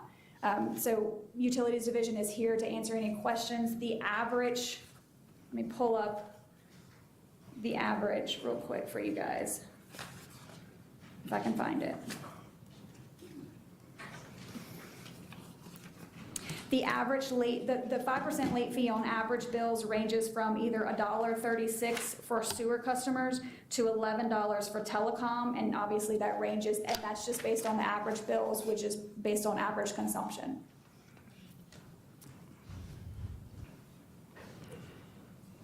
Do you have any questions? If we don't, we can move on to the second part of Exhibit 10. Anyone? All right, let's move on. All right. So also under Exhibit 10, there is a discussion and possible vote to ratify the LPSC interventions in RTO or ERSC related FERC proceedings. And this matter is on the agenda for ratification. Pursuant to the scope of work approved in connection with the retention of stone pigment and UPC at the February 2021 B&E. Due to the short deadlines allowed for these interventions, if advanced commission approval is not possible, the executive secretary, on the recommendation of UPC or stone pigment or on his own determination, may authorize the initial interventions comments to protest subject to ratification at a following B&E. Interventions were filed on the Commission's behalf in the following FERC dockets: ER 22-1640 and AD 21-10. Both were filed on April 27th of 2021, and staff recommends that the Commission ratify these interventions. Motion to accept staff recommendation. Moved by Commissioner Green, second by Commissioner Campbell, to ratify. Any opposition? Hearing none, so ordered. Also under Exhibit number 10, there's a discussion and possible vote to ratify votes taken by Vice Chairman Francis, acting as the Commission's representative on the Regional State Committee of the Southwest Power Pool. Staff followed the protocol set forth in Special Order 17-2019 to consult with the Executive Secretary and the Chairman and to make a recommendation to Vice Chair Francis prior to the votes taken on April 25th, 2022. The protocols also require that the votes be ratified at a following B&E. There were 2 voting items before the RSC. The first vote involved a motion to affirm the SPP's current construct for congestion hedging while urging SPP to continue to study possible solutions to better manage congestion on the system. The second vote involved a proposed amendment to the RSC bylaws to clarify that RSC membership is open only to states in which SPP provides RTO services. Based upon staff's recommendation, Vice Chairman Francis voted in favor of both motions. The staff recommends that the Commission ratify Vice Chairman Francis's votes taken on April 25th, 2022 as the Commission's representative to the SPP RSC. Okay. Commissioner Francis has to... He has to abstain. Right. So do I have a motion, gentlemen? Commissioner Campbell makes a motion. Second. Second by Commissioner Green. Opposition? None. So ratified and approved. Thank you. Moving to Exhibit number 11, it's docket number S36302. It's Southwest Louisiana Electric Membership Corporation's request for a letter of non-opposition to borrow funds and related mortgage. It's a discussion and possible vote on staff report and recommendation, and this is at the request of Commissioner Green. On March 3rd, 2022, Slimco filed a request for the Commission's authorization to enter into a financial agreement with Federal Financing Bank borrowing funds in the amount of $79,343,000. These funds would enable Slimco to finance the capital expenditures necessary to construct improvements described in the Slimco Engineering Construction Work Plan. With these funds, Slimco plans to distribute 377.3 miles of new line extensions and add services, transformers, meters, and other equipment needed. These improvements should provide needed capacity and lessen outages and lower line losses. Staff filed its report and recommendation on May 20th of 2022, recommending that the Commission express its non-opposition subject to conditions, and therefore staff recommends that the Commission express its non-opposition to Slimco's request subject to conditions contained in staff's report and recommendation filed May 20th of 2022. All right. Do we need a, yeah. So I need a motion. Commissioner Green? Motion to accept. Moved by Commissioner Green, second by Commissioner Scrumetta. Any opposition? None. Let's move on. Exhibit number 12 is docket number U36165. It's Southwestern Electric Power Company's application for the certification of the Kingston Area Reliability Project in accordance with the Commission's General Order dated October 10th of 2013. Is a discussion and possible vote on an uncontested stipulated settlement, and this is at the request of Commissioner Campbell. SWEPCO filed an application on October 5th, 2021, in accordance with the Commission's General Order of October 10, 2013, for certification that the public convenience and necessity will be served through the authorization for siting and construction of the Kingston Area Reliability Transmission Project and related transmission facilities. The Kingston project includes construction of a new 138 kilovolt double circuit transmission loop, as well as upgrades at SWEPCO's existing Kingston substation to accept the new connection. The new transmission loop will replace service to the Kingston substation, which is currently supplied by an existing 69 kilovolt radial line from SWEPCO's Gravel Point substation. The total estimated cost of the project is $22.3 million, and the project has an estimated in-service date in the fourth quarter of 2023. The Kingston project is needed to enhance reliability for customers in DeSoto Parish, as those customers are currently served by a radial feed out of the Gravel Point substation. As a result of this radial configuration, customers in this area have seen increases in outage delays and voltage drops. SWEPCO evaluated other options to improve reliability in the area, including the construction of a new substation, and determined that the Kingston project was the lowest reasonable cost option to enhance reliability for its customers. SWEPCO's application was published in the Commission's official bulletin with no interventions being received. And on April 25th, 2022, staff issued their report, which included staff recommendations that the Commission find that the Kingston project is in the public interest, since it is needed for reliability purposes and is a cost-effective solution to the current and future reliability needs. SWEPCO agreed with staff's recommendation, staff's report, and SWEPCO and staff entered into a proposed uncontested stipulated settlement, which was filed into the record on May 18th of 2022. The major provisions of the stipulation are summarized as follows. SWEPCO shall be allowed to seek recovery of the prudently incurred costs associated with the Kingston project and its normal FRP recovery mechanisms, and SWEPCO has an ongoing obligation to prudently manage the Kingston project, including ongoing construction and cost. Any finding that the Kingston project is in the public interest is not a determination or a presumption of prudence of the cost estimates or the final cost of the project. As there are no unresolved issues, staff recommends that the Commission approve the uncontested stipulated settlement as filed into the record on May 18th, 2022. Commissioner Gamble. I want to make a motion that we follow staff recommendation and approve uncontested stipulated settlement. I got another question, though. Okay, let's hear your first one. I Can you use just your make a microphone? motion to approve the uncontested stipulated settlement. Second. Moved by Commissioner Campbell, second by Commissioner Green. Mr. Fry, what about the full-blown rate case that we've been talking about with SWEPCO? Where are we at on that? I'll have to check and see on the timing of that. I know that's, It's still ongoing right now. Staff, SWEPCO, and all the interveners are in settlement discussions and trying to resolve it. I've been here 20 years, thereabouts. And we hadn't had one in 20 years. Commissioner, can you use your mic, please? We hadn't had one in 20 years. It's about time. I don't want to wait till I leave here. So, My appreciation is they are close. They had a procedural schedule in place. All the testimony has been filed, so all the positions are known. I think they're just trying to come to see if they could come to a resolution. well, you think you can do that before Christmas?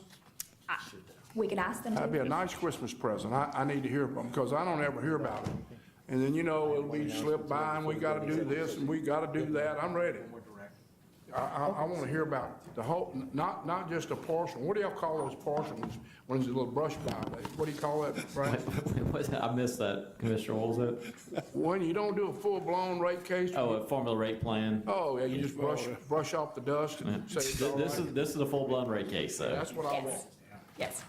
Now, will we know all the executive salaries and airplane business and all that when we get through with this? My appreciation is there has been discovery asking that information. That's good. So I want to hear it.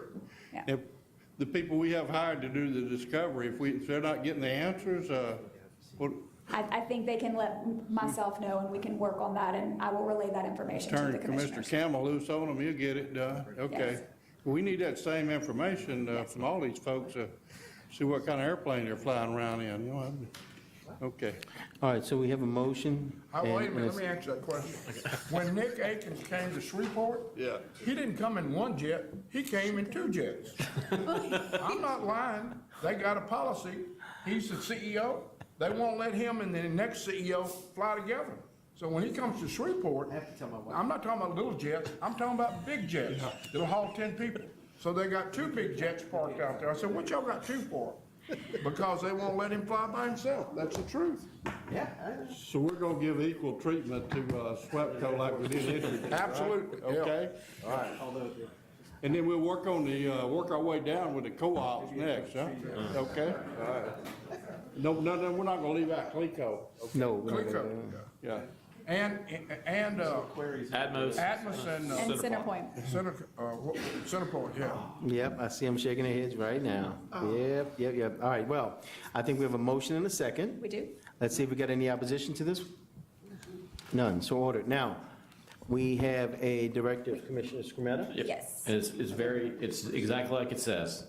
Can Yes, we so- hear it? And, yeah, go ahead, why don't you read the directive, and I'll just kind of And I'm gonna add a make an little something Exhibit to number it. 13 is a directive to staff to study the potential cost and feasibility of small compact nuclear generation facilities in Louisiana, and this is at the request of Commissioner Scrumetta. Yeah, I think it's important that we look at the potential and costs associated with small modular reactors, that they've been improved. The first one's being built right now in Cheyenne, Wyoming. The nice thing about these, they're referred to as SMRs, is they don't have to be built on rivers. So they have the potential to be put in away from waterways. And, when we're looking at sort of diversity in our fuel mix, the one thing that's been consistent in our fleet has been nuclear. And the nice thing that we've learned is that they're not 30 and 40-year devices, they're 80 and 100-year devices. And I was joking with my staff the other day that one day they're going to say, well, the people of our current time are going to say, well, but if this is $4 billion for a 500 megawatt device, and so that, it's going to be a real problem if we want to build one, but they're expensive. But in 100 years, somebody's going to say, you only had to pay $4 billion to build a 500 megawatt device. Why didn't you build 6 of them? So we have to look at the long-term associative value of these things. But what I was going to say is, if you can do it in-house, Yes. I would say, could you get it done in maybe 6 months? I think so. But if you have to go outside, could you do it in maybe 9? We'll get back to you on that, but I know we've done some of the research, and this is an issue, just real quick. Commissioner Scrumetta and I were talking about this. We had a function at LSU probably 12 years ago. Yes. Where someone came and talked about this technology, and he says, we think it's going to work and be great. The problem is it's about a 10-year permitting process. And it's been exactly 10 years. And it was 10 years, so that first one's actually in construction now in Wyoming using this new technology. So it's very interesting. And And I think that, like I said, if we can just get real information back, because from what I've looked, and I'm going to the nuclear research labs in Idaho Falls in about 2 weeks. But what we're looking at about it is the potential for Louisiana is really at Dolet Hills. I don't know who would do it or how they do it, but that interconnect and the way they have to bury part of the device and the depth and all these things, that could be a real value to the ratepayers of the state. I don't know if it really happens and because of the CLECO and the SWEPCO and the issues, but it's something for us to consider for the long-term value for the citizens. So anyway, that's the direct. And like I said, we can do that, I think, in-house, the research, and we'll get with the Wyoming Commission and get information that's available. Watch out, there that's as Bill well. Gates. All right, thank you. I want to actually, I'm remiss, I want to go back to number 1 for announcements. I did have one announcement that that's slipped by. Can we just confirm that there was no opposition to Commissioner Scrumetta's directive? No, there was Hearing none. no opposition, no. Yeah, we're good. Okay. Perfect. No vote, no nothing, it's, of course. All right, great. All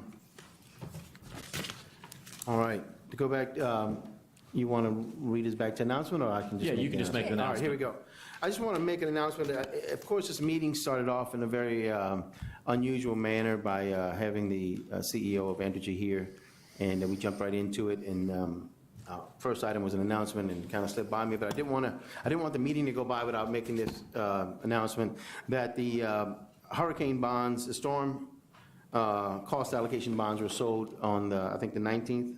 Yep. And those for hurricanes Laura, Delta, Zeta, Uri, and some parts or some maybe some part of Ida, including reserve. That the total amount was about $3 billion, almost $3 billion of bonds, the largest bond transaction in Louisiana history. The rates were a little higher than we had originally thought they'd be, because as we know, rates are going up, but still not bad. The weighted interest rate is at 4.28%, which is half of the cost of utility financing. The weighted average cost of capital is 8.49. The bonds are AAA, rated at AAA. The reserves funded at AAA rate too. So they even fund the reserves that we hold at that rate. The ratepayer savings and impacts. Savings to ELL customers, 4.28% AAA for 15 years versus 8.49% WACC rate for 30 years. Nominal dollar savings, roughly $2 billion. Present value savings, $659 million, almost $660 million. The impact to ratepayers would be close to about $11 a month. I think they start in June, if I'm not mistaken. But at the same token, by August, the Gustav and Ike's bills will come off, rates will come off of the bills, giving some relief to that. We're replacing one hurricane with another, basically. And overall, there's some other possible contingency savings and taxes and other benefits that have not been included in the savings impact, but they could be anywhere between 200 to 400 million of additional savings that are not currently reflected in any of those savings. Now, that's not all of the storm damage. There's some still to come. We talked about that. But overall, the bonds have been sold, and Louisiana is well on its way to recover from those. It's a hit, but it's not as hard as it could have been or should have been. Securitization is still a good method to move forward with. And that said, as we enter a new hurricane season, I hope we have a good hurricane season and not incur any new expenses, but that overall Louisiana is better off because of the securitization and the bonds are finally sold, and we have one more package to go to secure everything. Just wanted to make that announcement because that happened since the last B&E, and it's too important to what we do here. Agreed, and thanks to all our team that worked on it. This is the first, I mean, I've been involved in these before, but first one as secretary, and I told Jamie, who's counsel for Alert, that I'm not going to sign anything else, although I did sign something yesterday. The amount of paperwork that I had to sign was insane, but being with the J.P. Morgan folks who were our lead bond underwriter, not only was this the largest in Louisiana, it's their largest, their third largest total, but their largest public financing that J.P. Morgan has handled. So this was a massive deal. A lot of work went into it, and as you said, the rates were higher than we had hoped, but given the volatility leading up, there was real concern these were going to approach 5 or maybe exceed, and they came in 4.25 essentially. These bonds sell at a premium, or are they selling at book value, do you know? I think they sell at book value. Yeah, it's at the rates, right, it's a flat rate over tranches. There's multiple tranches on that. Well, you know, I don't. I ain't what I'm saying. I'm asking, the bonds, do they sell at a premium? I bet you they did. They didn't sell 5,000, you didn't buy them for 5,000. You paid a premium because they're paying a 4.25% interest. Is that, anybody know that? Hold on, let's see. Is anybody here qualified or willing to answer the questions from Commissioner Campbell? I think some of the people that were here earlier may have, okay. I think Jamie was Alert counsel. Well, I'll let them introduce themselves. Yeah, Jamie's here. Yeah. I bet they did, like a hell of a deal. Yeah. Nobody sold 4%. No. Commissioner Larry Hand on behalf of Entergy, Louisiana. Your question is whether or not we did any original issue discount or premium issuances. The answer is no. We had the ability to do so under the order you issued, but the bonds were issued at face value. So in your example, a $5,000 bond was priced at $5,000. I'll bet they sold overnight, huh? We did a marketing process over, a period, and we had a pretty good subscription. I can't remember the total level of interest in the bonds, but we had more than enough interest from the market. And the rates are tied to treasuries, whether it's a 2-year yield, a 5-year, a 7, a 10, and so forth, and there's a spread. So, but we were pretty pleased with where it priced out relative to the volatility in the market and what we're seeing.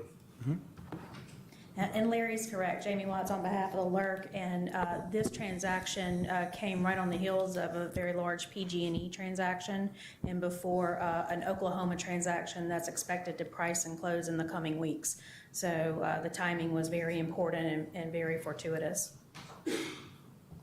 So overall, good news. Any other questions, gentlemen? No, move to go into executive session. Okay, wait, hold on, let's We'll finish let, this one. let Catherine read the two in raise. Yeah, wait, I need to Wait, read wait, the end hold on. raise before we have. Oh, a okay, motion. go ahead. Well, we I already want to thank read- them for coming and let you know overall it's good news. Let's move to the discussion of And if everybody executive could session. please wait until I read this into the record so the court reporters can get it on the transcript, and please stop speaking. Larry, Jamie, Thank you. So exhibit number 8 is FERC docket number PL21-3. It's the Federal Energy Regulatory Commission's consideration of greenhouse gas emissions in natural gas infrastructure project reviews. It's a possible executive session to discuss litigation strategy pursuant to Louisiana Revised Statute 42:16 et sec. And then exhibit number 9 is FERC docket number EL20-72. It's Louisiana Public Service Commission et al. Versus System Energy Resources. It's a possible executive session to discuss litigation strategy You can't leave. pursuant to Louisiana Revised Statute 42:16 et sec. And I can do Commissioner that. Bossier, you had made a motion earlier. While they're and leaving, while they're seconded by clearing the room. Commissioner Skrmetta to go into executive session. Move to go into executive session. second by moved by good. Commissioner We got that. Skrmetta, second by Commissioner Francis. Skeleton crew in a minute. And by the way, we are now at quorum.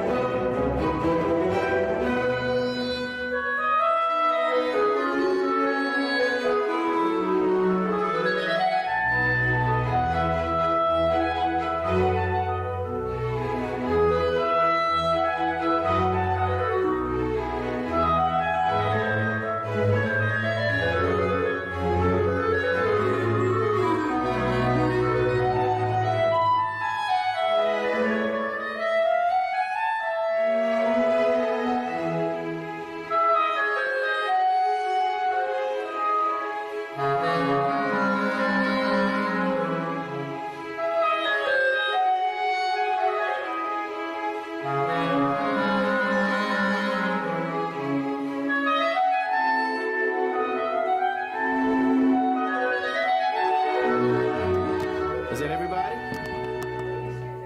Are the microphones back on? Are they back on? Hello, hello? Ready. Yep.